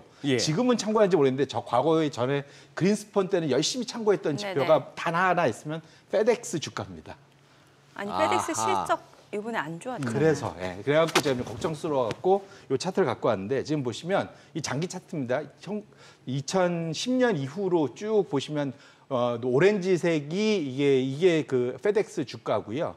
밑에 그 파란색 선이 MSCI 세계 지수, S&P 500하고 똑같습니다. 근데 지금 보시면 항상 지금 페덱스 주가가 먼저 고점을 찍는 걸 확인하실 수가 있어요. 이게 선반영을 한다는 거죠. 거꾸로. 그래서 일종의 이제 선행 지표성이 있다 보셔야 될 것 같고 그렇게 놓고 보신다면 페덱스로 경기를 확인하시는 것이 상당히 효과적일 수 있다 말씀드리고 싶고 지난주 금요일 날 사실은 페덱스 주가가 사실 안 좋았던 게 뭐냐면 8월 말로 끝나던 그 2분기 실적이 상당히 안 좋았어요. 근데 문제는 향후 전망, 올해 하반기뿐만 아니라 내년까지도 다운그레이드를 했거든요. 이유가 뭐냐면 이전에는 우리 고객들이 우리한테 배달시킬 때 제발 좀 빨리 해줘. 우리가 돈 더 줄게. 이게 급행료로 하는. 근데 이걸 이제 안 하기 시작한다는 거죠. 이거를. 그러니까 이제 고객들, 소위 기업들이 저 소매부터 제조업 엄청나게 다양한 고객들이 이제는 나 좀 천천히 해도 되니까 좀 싸게 해줘. 그 얘기는 뭐냐면 확실히 수요가 좀 둔화됐다라는 거. 그러니까 이 페덱스 고객들의 수요가 좀 둔화됐다는 거 하나, 비용에 대한 부담이 생긴다는 거 하나. 결국은 이것 자체가 향후 경기에 대한 부담감이 고스란히 페덱스 실적에 나타난다고 볼 수 있어서 지금부터는 만일 단 하나, 에브리데이 그 글로벌 세계 경제의 그런 흐름을 체크하고 싶다면 페덱스 주가를 매일 체크해 보시는 것이 항상 큰 도움이 되지 않을까 이렇게 말씀드립니다. 지금 보여주신 그림은 사실 뭐 대표님께서는 그냥 그대로 가져와서 설명해 주셨지만 보는 순간 섬찟하네요. 그래서 최근에 사실은 꺾이는 게 이게 왜 그래서 연준이 거꾸로 말하면 연준이 왜 예상과 달리 B컷을 갖고 심지어는 또 아까 월러가 안 되면 50pp 또 할 수도 있다라고 얘기하는 이유가 역으로 말하면 우리가 사실은 그 베이지북이나 이런 데에서 상당히 좀 안 좋은 시그널들이 나왔었잖아요. 그래서 그것이 결국은 페덱스 고객들이 신호를 이미 좀 보내고 있다고 보셔야 될 것 같기 때문에 그래서 지금 연준의 이러한 50bp 컷들이 이런 오히려 좀 빠르게 좀 식어가는 경기를 되살려낼 수 있는지 여부를 잘 체크할 수 있고 그걸 필요하기 위해서는 페덱스 주가를 좀 보실 필요가 있겠다 이렇게 말씀드립니다. 좀 좋은 그림은 없습니까? 갖고 오신 자료 중에 좀 마음이 좀 놓일 만한. 아니 저는 오히려 금값이 그렇게 지금 치솟는 사실 그렇죠. 그래서 자기가 연초 이후에 계속 그냥 금은 연초 이후가 상당히 오랫동안 얘기한 것 같은데 지금 온스당 2,600달러를 넘어서 지금도 연초 이후로는 사실은 S&P 500보다 금이 제일 좋습니다. 그래서 결론적으로 아까 말씀 주신 대로 그래서 이게 그 노무라에서 정리를 하나 했는데 마지막으로 제가 정리드리면 1970년대 이후에 연준의 B컷이 총 9번 있었습니다. 예. 70년대에 4번, 80년대에 3번, 그 다음에 2000년대에 2번 있었는데 여 기간 중에 그 주가 지수로 보면 한 6개월 정도 시간을 줘요. 근데 예. 6개월 정도 지나면 대형주는 좀 안 좋고 소형주가 그나마 좀 나은 상황이고요. 그러니까 경기가 좋을 때 얘기입니다. 그다음에 두 번째로는 업종으로 보면 에너지 소재가 좋고 네. 원자재가 좋았었는데 지금 그 중국이 안 좋잖아요. 그러면 과거와 같이 에너지 소재가 좋기는 어려울 것 같고 저 기간 동안 그 9번 내내 기술은 좀 안 좋았어요. 그러니까 그건 체크해 보실 필요가 있고 유일하게 저때 확실히 좋았던 거는 확실히 채권 가격이랑 네. 금리가 진짜 떨어지니까 6개월 정도 놓고 예. 그 다음에 금이 상당히 여전히 좋았다. 결론적으로는 지금 계속 금에 대해서 지금 목표 주가들을 계속 끊임없이 올리는 이유가 현재 상황을 고스란히 좀 박인한다. 그래서 투자자분들 입장에서도 지금 포트폴리오를 입장에서 놓고 보면 계속 말씀드린 대로 지금 다변화 좀 시킬 필요가 있고 지역도 네. 좀 다변화하고 너무 기존에 달려왔던 걸 그대로 하시긴 좀 어렵겠다 이렇게 말씀드립니다. 네. 대표님 알겠습니다. 짧게 대표님 뷰 하나만. 네. 지금 이스라엘 증시는 보니까 일요일날, 토요일날 쉬고 일요일날 열리는데 올랐어요. 지금 주말 동안에 중동발 뉴스는 좀 아주 뭐 살벌하고요. 네. 요 지정학적 리스크는 크게 뭐 이런 표현이지만 저쪽도 미국 대선 전까지 뭔가를 사고를 안 치려고 하지 않을까. 네. 새롭게 대통령 누가 되면 그쪽하고 뭔가 얘기를 하려고 하지 않을까. 저 개인적으로 그렇게 생각을 합니다. 그렇게. 네. 네. 오늘 내용 잘 들었습니다. 네, 고맙습니다. 고맙습니다. 네, 오늘 들으신 내용과 관련해서 더 다양한 정보 원하시는 분들은 카카오톡 채널에서 크존 검색하셔서 친구 추가해 보시기 바랍니다. 최근 외국인 관심 있게 보는 리포트까지 확인해 보겠습니다.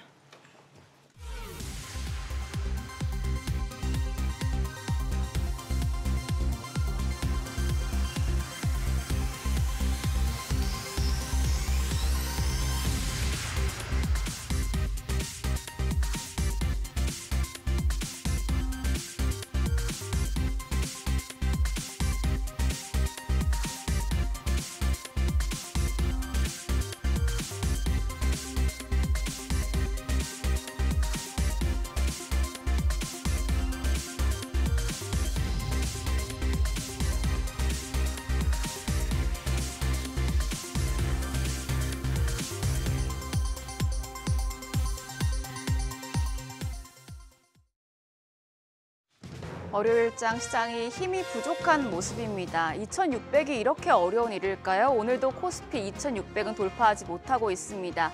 이 시각 현재 강보합 수준에서 2,594선에서 전개가 되고 있고요. 코스닥이 0.22% 소폭 추가 상승합니다. 749선에서 전개되고 있습니다. 수급 상황 보시죠. 유가증권 시장 매매 동향부터 확인하겠습니다. 오늘도 외국인은 팔아치웁니다. 2,064억 원의 매도 우위 기록 중이고요. 반면에 기관과 개인은 매수 우위 보여주고 있습니다. 기관이 435억 원 순매수 기록 중이고 개인 역시도 1,587억 원 사자 포지션 취하고 있습니다. 코스닥 시장입니다. 코스닥 시장에서는 양매도가 나옵니다. 외국인이 209억 원의 매도 우위 기록 중이고요. 기관이 350억 원 팔자 포지션 취하고 있습니다. 코스닥 시장에서는 개인 홀로 622억 원 순매수 나타내고 있습니다. 업종별 등락률 확인하시죠. 오늘은 전자장비와 기기, 화장품, 기계 업종이 강합니다. 반면에 전기 유틸리티, 통신 장비 업종 약세고요. 반도체와 반도체 장비 쪽도 내려갑니다. 그럼 시장을 주도하는 테마 종목별 시세 체크하시죠. 해운주가 전 거래 시간의 거래에 이어서 오늘도 올라가고 있는데 장 초반 대비해서는 상승폭을 많이 축소시킨 상황입니다. 이스라엘과 레바논의 친이란 성향의 무장 정파 헤즈볼라가 전면전을 벌일 가능성이 고조된 영향인데요. 해운주의 경우에는 미국 동남부 항만의 노동자들이 1977년 이후에 첫 집단 파업을 예고하면서 미국 물류 시장이 마비될 수 있다는 우려에도 영향을 받고 있습니다. 관련주 중에서는 STX 그린로지스가 8% 가까이 올라갑니다. 거래가 11,890원이고요. 흥하해운이 2.75% 상승하면서 2,240원에 거래되고 있습니다.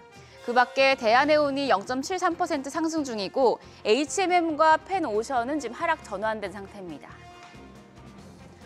원전주가 강세 기록 중입니다. 미국에서 늘어난 AI 전력 수요를 맞추기 위해서 원전을 되살리고 있다는 소식 때문인데요. 마이크로소프트가 1979년 미국 최악의 원전 사고가 났던 스리마일섬 원전소에서 전력을 공급받기로 했다는 소식도 있었는데 미증시에서 원전주가 주목을 받고 있는 터라 우리 시장에서도 원전주가 좀 좋은 흐름 보여주고 있습니다. 관련주 내에서는 비츠로테크가 2.75% 상승하며 7,460원에 거래가 되고 있고요. 두산에너빌리티 1.56% 상승합니다. 18,240원. 우진이 1% 가까이 올라가면서 8,080원이고요. 한전 KPS 1.48% 상승세 시현 중입니다. 현재 거래가 41,200원입니다. 적층 세라믹 콘덴서 MLCC 관련주도 상승합니다. AI 시장 개화로 MLCC 업황 호조가 예상되고 있는 상황인데요. 이런 가운데 삼성전기가 세계 최초로 웨어러블 디바이스용 초소형 전고체 배터리를 개발했다는 소식에 강세를 보이고 있습니다. 3.68% 상승하면서 현재 거래가 13만 7,900원으로 집계가 되고 있고요. 오늘은 코칩이 급등합니다. 23% 시세 분출하면서 현재 거래가 13,550원입니다. 더불어서 대주전자재료 3.94% 강세로 거래가는 10만 300원이고요. 아바텍이 4.35% 상승하며 12,000원, 네온테크가 5.45% 플러스권으로 2,225원에 거래되고 있습니다. 마지막은 시스템 반도체 관련주입니다. 지금 혼성 신호 시스템 반도체 시스템 온칩 펜립스 기업인 아이언 디바이스가 오늘 코스닥 시장에 상장을 했는데요. 공모가 대비해서 2배 급등 중입니다. 현재 거래가는 15,450원. 다만 장 초반 대비해서 상승폭이 조금은 둔화된 모습이고요. 시스템 반도체 쪽에서는 네페스가 1.61% 상승하며 8,210원에 거래되고 있고 리노공업이 2.23% 강세로 현재 거래가 18만 3천원입니다. 일단 우리 시장 미증시처럼 한숨 고르는 상황인데 코스피 아직 2,600 돌파는 부족한 상황입니다. 오늘 2,600 돌파할 수 있을지 상황 지켜보시죠. 지금까지 시장 상황 확인했습니다. 서학개미 브리핑입니다. 지난 한 주간 서학개미의 거래 내역 살펴보시죠. 먼저 5위는 엔비디아 하루 수익률을 2배로 따르는 NVDL, 그리고 엔비디아가 3위에 올랐습니다. 엔비디아는 지난주 주춤한 모습을 보였습니다. 그 전주의 저가 매수로 투자자들이 차익 실현에 나섰기 때문인데요. 연준이 4년 6개월 만에 B컷을 단행한 날에도 주가가 빠졌었죠. 그러나 그 다음 날 뒤늦게 온기가 퍼지면서 기술주가 강세를 주도하며 엔비디아도 4% 넘게 올랐는데요. 이에 서학개미는 엔비디아의 매수 우위를 보였습니다. 그러나 NVDL은 상대적으로 약세인데요. 기술주가 재반등하면 그동안 하락장에서 주목받았던 단일 종목 ETF의 매력도가 상승장에선 떨어질 수 있기 때문입니다. 4위는 테슬라입니다. 테슬라도 B컷 결정 이후 7% 넘게 급등했습니다. 자동차는 대부분 할부로 구매해서 금리의 영향을 크게 받는데요. 특히나 전기차는 대부분 고가라 소비 심리가 더 민감한 편이죠. 이에 B컷이 단행되자 실적이 개선될 거란 기대감이 번졌습니다. 그러나 서학개미는 신중하게 움직이고 있습니다. 다음 달 선보일 자율주행 로보택시를 기다리고 있는데요. 전기차 캐즘으로 연내 전기차 판매가 제한적인 상황에서 로보택시 공개 행사가 주가 등락의 변곡점이 될 거란 전망입니다. 이어서 월가에서 주목하는 뉴욕 증시 종목 리포트 살펴보겠습니다. 먼저 테슬라에 대해 UBS의 조세프 스팍 애널리스트가 자율주행 로보택시 공개 행사까지 주가가 더 상승할 수 있으나 그 전망은 불투명하다고 경고했습니다. 테슬라는 다음 달 10일 로보택시를 공개하는데요. 스팍은 이에 대한 기대감이 과도하며 공개 내용도 과대 광고일 수 있다고 지적했습니다. 행사 전까지는 행사 내용에 따라 테슬라가 현재 밸류에이션이 적정 수준임을 증명하고 오히려 상승 기회가 있음을 보여줄 수 있어서 주가가 더 상승할 수 있다고 언급했는데요. 그러나 행사 이후에도 테슬라가 상승 모멘텀을 유지할 수 있을지는 별개라는 의견입니다. 이에 기존 매도 의견과 목표 주가 197달러를 유지했습니다. 다음은 암홀딩스입니다. JP모건의 한란서 애널리스트가 비중 확대 등급과 목표 주가 140달러를 제시했는데요. 데이터 센터와 스마트폰, 또 자동차 등 다방면에서 AI 처리가 요구되고 있죠. 그런 가운데 암의 프로세서 아키텍처가 이 모든 분야에서 사용되고 있는데요. 또 엔비디아와 마이크로소프트, 오라클 등 여러 플랫폼에서도 사용되고 있죠. 이처럼 클라우드 및 데이터 센터 서버 시장에서 점유율이 점차 확대되면서 연말엔 50%까지 확대될 가능성이 있다고 언급했는데요. 이러한 성장세가 향후 아미 수년간 연 20% 이상의 매출 성장을 누리는 배경이 될 것으로 전망했습니다. 마지막으로 애플에 대해 모건 스탠리는 기존 비중 확대 등급과 목표 주가 $273를 유지했습니다. 애플의 첫 인공지능 폰으로 주목받은 아이폰 16이 드디어 출시됐습니다. 그러나 수요가 예상보다 부진할 거란 전망이 우세한데요. 애플 인텔리전스 탑재 일정이 지연돼 반쪽짜리 AI라는 평가 때문이죠.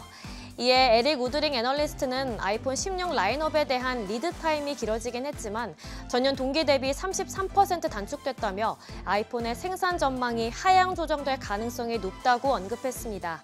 이에 따라 주가도 부진할 수 있지만 오히려 매수 기회라는 입장인데요. AI가 주도하는 단연간의 업그레이드는 확실히 일어날 것이며 아이폰 17을 더 큰 사이클로 보기 때문에 주가가 부진하더라도 매수세가 유입될 거란 분석입니다. 그럼 지금까지 뉴욕 증시 종목 리포트 전해드렸습니다.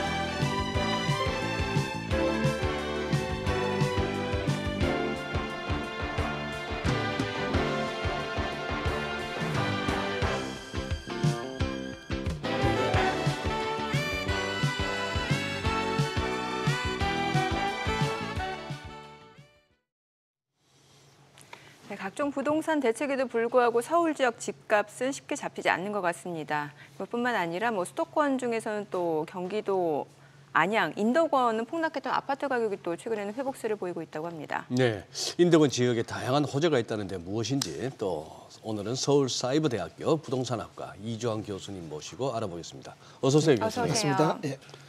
자, 인덕원이라 여기가 또 한때 집값 갑자기 많이 떨어진다고 말이 있었는데 네. 이게 또 지금 신고가가 나왔다고요? 네네. 인덕원 우여곡절이 많은 지역입니다. 우여곡절. 예, 네. 롤러코스터 타는 것 같아요. 막 급히 올랐다 급히 떨어지고 또 급상승하는데 인덕원이 이제 여러 가지 이 아파트 가격 상승 하락에 대해서 조금 선행지수를 보이는 지역인 것 같습니다. 인덕원이 21년도에는 16억까지 그 옛날 농어촌 공사 엘센트로비라는 아파트 단위가 있었는데 이게 16억을 넘어서서 18억까지 간다 막 이렇게 해서 고가를 찍었었어요. 몇 평짜리가요? 30평대. 아, 예. 근데 이게 상당히 굉장히 높아서 뭐 과천 집값을 뭐 뛰어넘는다 이런 얘기가 나왔는데 갑자기 23년도 딱 되고 9억까지 떨어졌습니다. 거의 뭐 7억이 떨어진 거니까 뭐 멘붕이 오는 거죠. 예. 근데 이제 다시 1년 사이에 지금 다시 13억까지 올랐습니다. 그러니까 이게 뭐 매덕은 돈이 아닌 것 같아요, 여기서는요. 너무 집값이 요동을 치는데요. 이게 좀 원인이 있습니다. 이 문재인 정부가 들었으면서 종전 정부에서 재건축 초과이익 환수에 대한 법률 유예를 종료한다고 해가지고 그때 과천 지역에서 재건축 단지가 엄청나게 빠르게 동시다발적인 재건축이 일어났어요. 예. 그러니까 집들을 부시니까 이분들이 갈 데가 없는 거예요. 애들은 학교 다녀야 되니까 근처에 집 얻을 데가 없거든요. 예. 그러면서 안양 쪽으로 넘어와서 집을 얻다 보니까 집값이 그냥 밀려서 도미노 현상으로 다 올라갔던 거죠. 그래서 집값이 2020년도 전후로 해서 계속 올라가지고 집값 상승에 대한 내용, 뭐 기사 나오면 항상 인덕원이 타켓이 돼서 나왔었습니다. 예. 그랬는데 이제 22년, 3년 지나가면서 갑자기 과천 지익정보타운에 아파트 입주가 시작되고 재건축이 완료되면서 사람들이 막 들어가는 거예요. 아하, 예. 그러니까 이제 수요층이 빠지면서 집값이 급하게 떨어졌다가 최근에 다시 집값이 좀 움직이고 있습니다. 요즘 이제 금리에 대한 부분이나 뭐 공급 확대 정책 이런 것 때문에 좀 떨어졌던 것들이 다시 이제 좀 반등을 하고 있는데 인덕원을 보면 꼭 이런 표현이 생각납니다. 탄광 속의 카나리아. 이런 얘기죠. 탄광 속에 카나리아를 두면 뭐 안 좋은 공기가 들어올 때 카나리아가 갑자기 울던 그 울음을 그치고 죽거든요. 인더곤은 굉장히 이 시장 가격 반영을 좀 더 빨리 하는 그런 시그널을 보내는 그런 지역인 것 같습니다. 예. 지금 왜 이렇게 인도권 지역의 아파트가 신고가를 기록하는 건가요? 어떤 호재가 따로 있는 거예요? 예, 호재 분명히 있습니다. 예. 두 가지로 좀 압축되는데 첫 번째는 교통에 대한 호재입니다. 아, 두 번째는 인더권 자체가 갖고 있는 어떤 조금 흠결이 있는 걸 좀 해결하는 그런 부동산 정책이 좀 나오고 있어요. 첫 번째 그 교통에 대한 정책인데 일반적으로 교통 정책에서 보면 IC라고 하는 거, 고속도로 인터체인지 있지 않습니까? 네네. 요거는 일반적으로 도시 외곽에 들어오는데 인더권은 제2 영동고속도로 요게 지금 북해양 IC로 해가지고 도시 내에 IC가 났어요. 그러니까 IC랑 직접 맞닥뜨릴 수 있는 그런 어떤 자동차 교통의 요지가 되는 것도 있고 두 번째는 역세권에 대한 얘기입니다. 일반적으로 역세권이라고 하면 굉장히 좋은 호재인데 이게 더블 역세권 더 좋은 호재죠. 근데 이제 3개 노선이 되면 3풀, 4개 노선들은 쿼터풀이라고 하는데 인더권은 5개 노선이 경유합니다. 그래서 이거를 용어가 좀 길더라고요. 팬텀 쿼터볼 역세권 이렇게 얘기하는데 영어를 잘 못하지만 좀 발음이 서툴러서 죄송합니다. 5개의 노선이 경유랍니다. 그러니까 이 교통의 요지죠. 그중에 하나는 GTX 역세권이고 또 재밌는 건 인더권에서 이런 5개 노선이 다 개통되면 SRT나 KT역까지 다 전철로 연결이 되거든요. 그러니까 이 교통에 대한 호재가 굉장히 작용을 해요. 이 5개 역세권이 지금 현재 김포공항역, 그다음에 왕십리역, 그다음에 지금 인더권역 요 3개로 압축되는데 이런 점으로 본다면 굉장히 교통의 효대가 있는 거고요. 인더권이 또 하나 단점이 뭐냐면 여기 있는 아파트들이 대부분 뭐냐면 주택법으로 아파트를 지었어요. 지역주택조합으로 아파트를 짓거나 아니면 주택법으로 사업계획서인 봐서 짓다 보니까 주변에 기반시설이 좋지가 않았습니다. 그런데 인더권 자체 주변에 있는 평촌 신도시나 과천 이런 도시는 도시개발법으로 지었거든요. 네. 이건 뭐냐면 아파트 단지가 시가지나 단지로서 모든 기반시설 요건이 충족되어 있는 그런 단지가 개발된 형태가 아니라 그냥 아파트 단지만 달랑 지은 그런 형태였어요. 네. 그리고 이제 주변에 청계지구나 아니면 무슨 포일지구, 숲속마을 뭐 이런 쪽이 들어서게 했고 요즘 제공권 들어서는데 인더권 사거리가 되게 재밌습니다. 인더권 사거리에서 딱 사거리 남쪽으로는 상업지역인데 북쪽으로는 개발제한 구역의 자연녹지예요.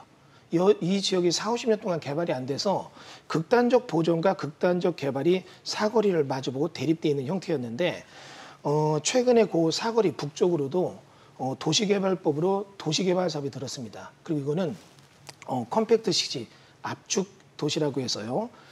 이런 5개 역세권을 환승센터를 짓게 되고 또 여기에 IT밸리가 들었으면서 일자리 창출을 한다. 즉 인더권이 자체적으로 갖고 있는 좀 한계를 극복할 수 있는 도시개발 사업이 인더권 사거리에 들어옴으로써 기존의 군소 단지들이 이런 기반시설 인프라의 수혜를 받게 된다. 이런 점에서 가격 상승의 어떤 조짐이 좀 보이는 것 같습니다. 예. 네. 네. 여기다가 경기도 인공지능 비전 및 추진 계획안이 수립됐다고 하는데 네. 인더권이 여기에 또 포함된다라는 거는 어떤 내용이에요? 예.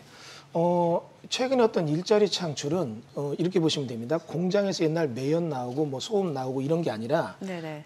왜 이렇게 벤처란 개념, IT밸리, 지식산업센터 이런 얘기인데요. 이런 지식산업센터로 최고로 지금 치고 있는 데가 어디냐면 역시 판교거든요.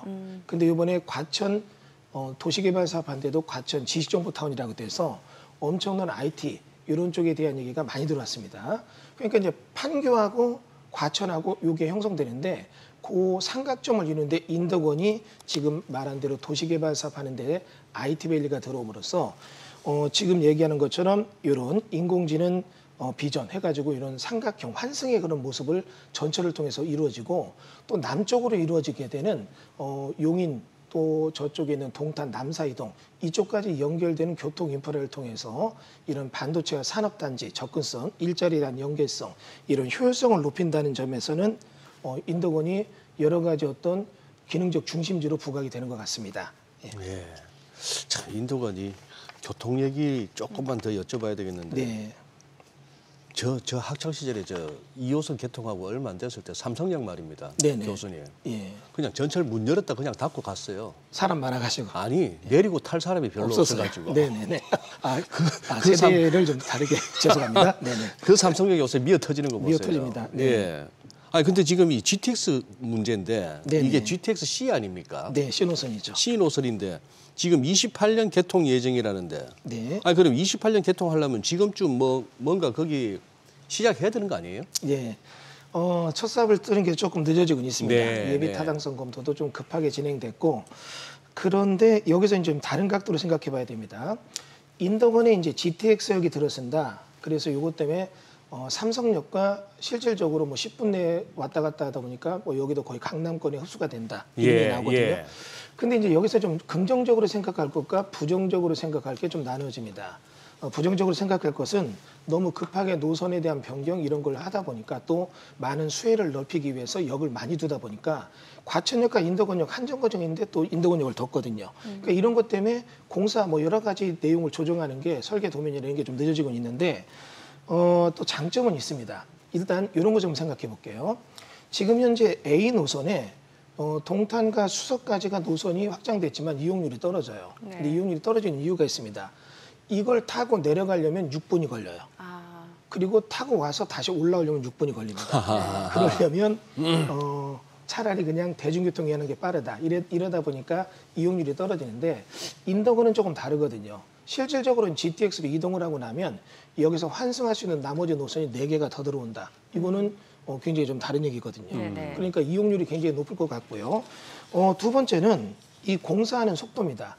실질적으로 인덕원에 지금 2개의 노선에 전철이 공사를 하고 있는데 인덕원 사거리에는 전혀 공사하는 기미가 안 보여요. 예. 이게 왜 그러냐면 예. 옛날에는 지하철 노선이 땅속에서 깊이 안 들어갔습니다. 예. 그러니까 이제 어떤 보상을 하고 또 일부는 또 구분지상권이라고 해서 일부 땅속 일부 구분만 보상하고 예. 이러고 또 공사를 하다 보면 또 도로가 막히고 있는데 예.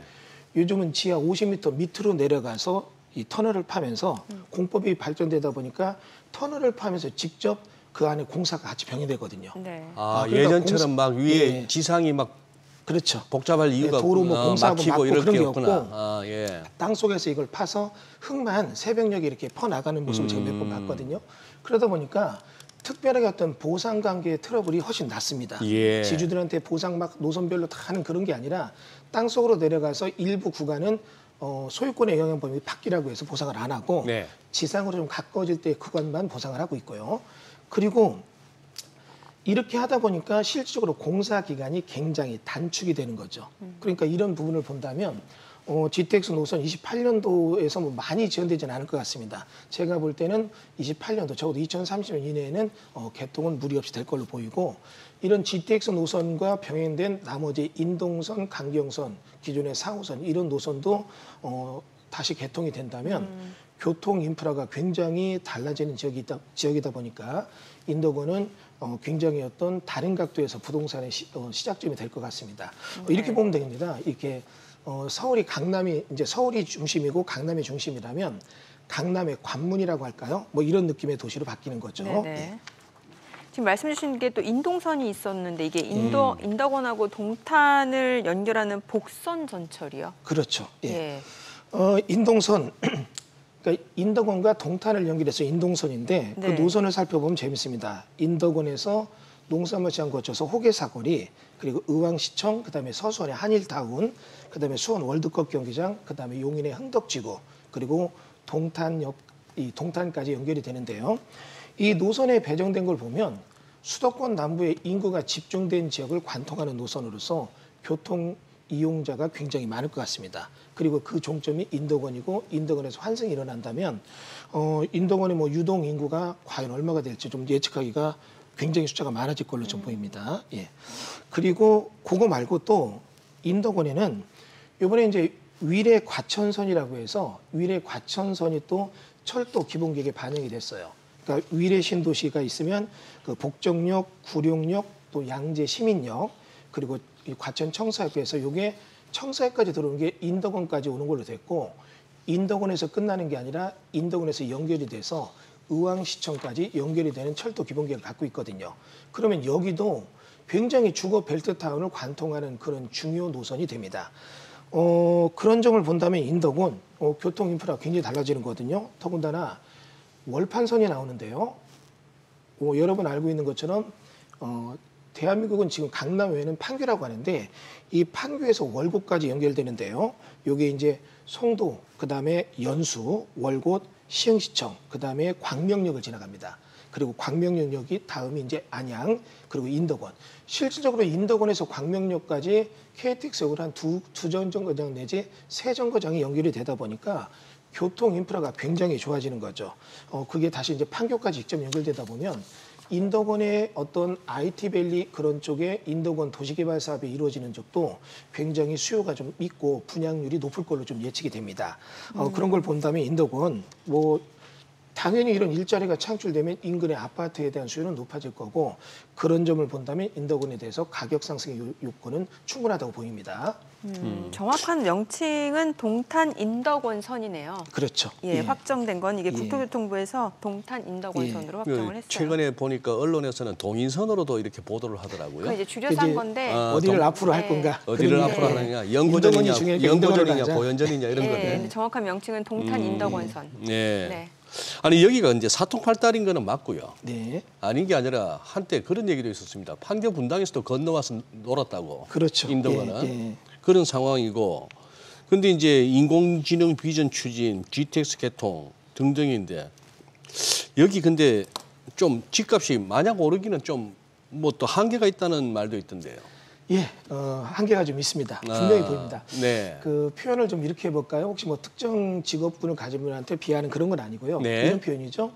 군인으로 말한다면 육군 대령까지는 딱 다는 느낌인데 아하. 장군으로 못 올라가는 그런 느낌의 그런 아파트 가격 한계가 있습니다. 이유는 세 가지가 있습니다. 아까도 잠깐 언급을 했는데 아파트 단지를 만드는 그런 법규는 세 개가 있어요. 첫 번째는 주택법으로 일정 숫자 이상의 주택을 진다면 사업계획 승인을 받거든요. 요게 이제 주택법의 사업계획 승인을 만들어서 지역주택이나 직장주택 쪽으로 만드는 건데 요렇게 만든 지역들은 아파트 단지만 달랑 들어오다 보니까 인근의 기반시설 인프라가 약해요.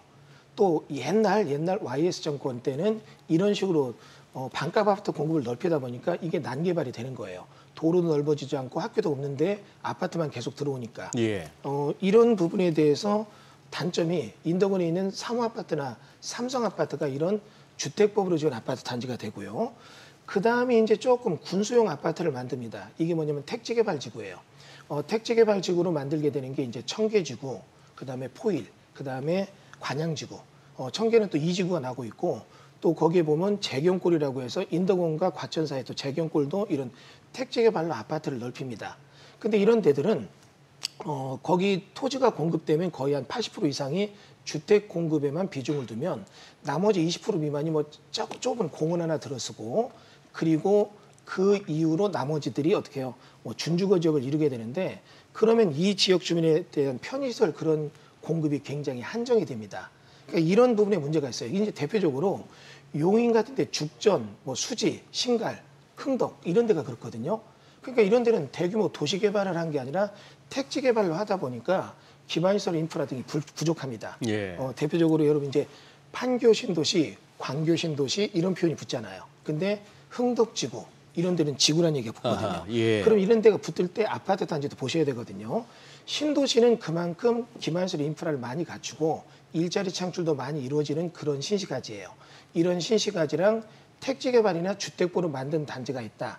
이런 데들은 한계가 있거든요. 그러니까 인덕원이 지금 보면 그런 식으로 만들어진 단지들이 좀 많아서 그런 부분이 한계가 있습니다. 당장 여기서 조금 한두 정거장 올라가도 과천에 보면 과천은 신도시 개념으로 만들어졌거든요. 이런 부분에 문제가 있고 인덕원의 가장 큰 문제점은 이런 부분입니다.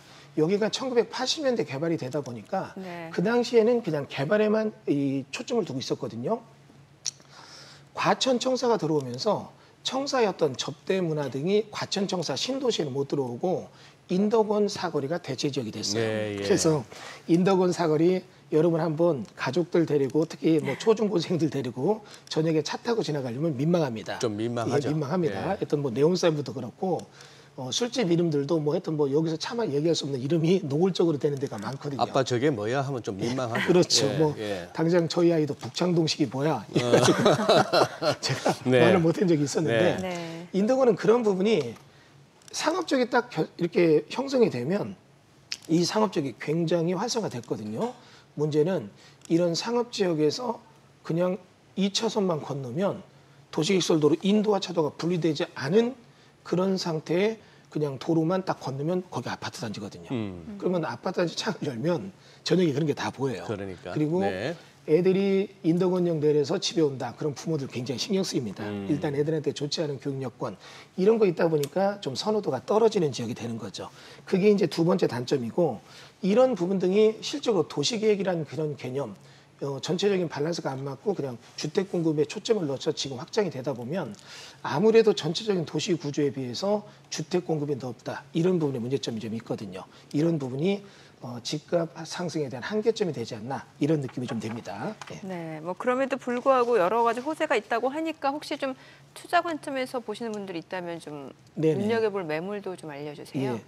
일단 인덕원역 주변으로 뭐 아파트 같은 경우도 있지만 제가 볼 때는 1인 거주용 그런 주거 상품들이 있어요. 이게 네. 뭐냐면 그 당시에 제준 도시형 생활주택이라든지 오피스텔이라든지 이런 것들이요.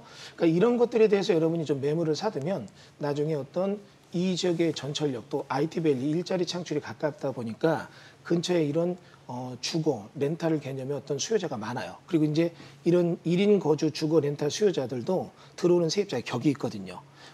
조금 직업이 불안정하거나 조금 좀 낮은 등급의 그런 직장을 다니는 사람들이 아니라 이런 IT밸리 다니는 그런 사람들이 선호도가 높은 지역이 인덕원이 될 것 같으니까 1인 거주용 이런 상품도 보셔야 되고 마침 뒤져보니까 경매 물건이 예정 물건이 하나 나온 게 있어서 좀 추천해봤습니다. 인덕원은 인근에 엄청난 주거타운이 형성되지만 이런 주거타운의 비율을 볼 때 상업용지가 부족해요.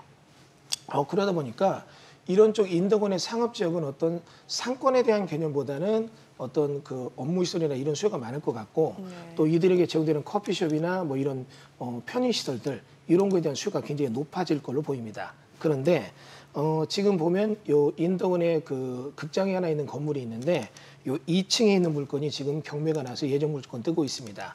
2층에 나와 있는데 요 지역이 같은 층에 스타벅스 커피숍도 있고 또 농협은행도 있습니다. 그러다 보니까 요 경매 물건 조금 관심 가지고 살펴본다면 나중에 이제 이게 사건 번호 저 직접 부여받고 입찰이 나올 때 한번 보시면 나름대로 임대 수익이 굉장히 높게 받쳐줄 수 있는 지역이거든요. 인근에 주거 벨트가 다 들어서고 수요자가 많아지는데 이들을 위한 지원 시설, 어떤 식당이라든지 학원이라든지 이런 것들이 공급될 수 있는 상가 면적이 부족한 지역이거든요. 그래서 굉장히 좋은 물건으로 생각이 됩니다. 예. 네, 오늘 내용 잘 들었습니다. 고맙습니다. 네, 고맙습니다. 감사합니다. 오늘 외국인들 보니까 선물해서 좀 많이 사는 모습이고 지금 오늘 제약바이오도 좋고 또 반도체도 생각보다는 좀 양호하게 좀 하단이 지지가 되는 양전한 상황이네요. 분위기인가요? 네.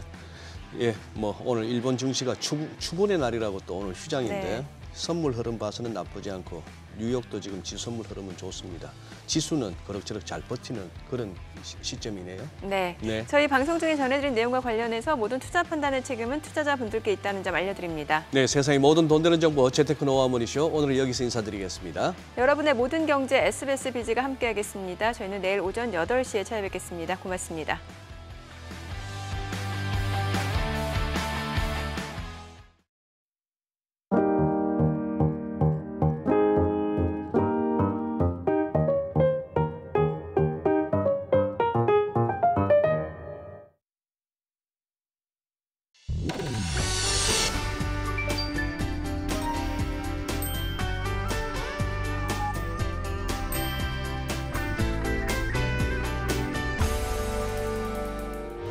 의견 있는 경제 채널 SBS 비즈.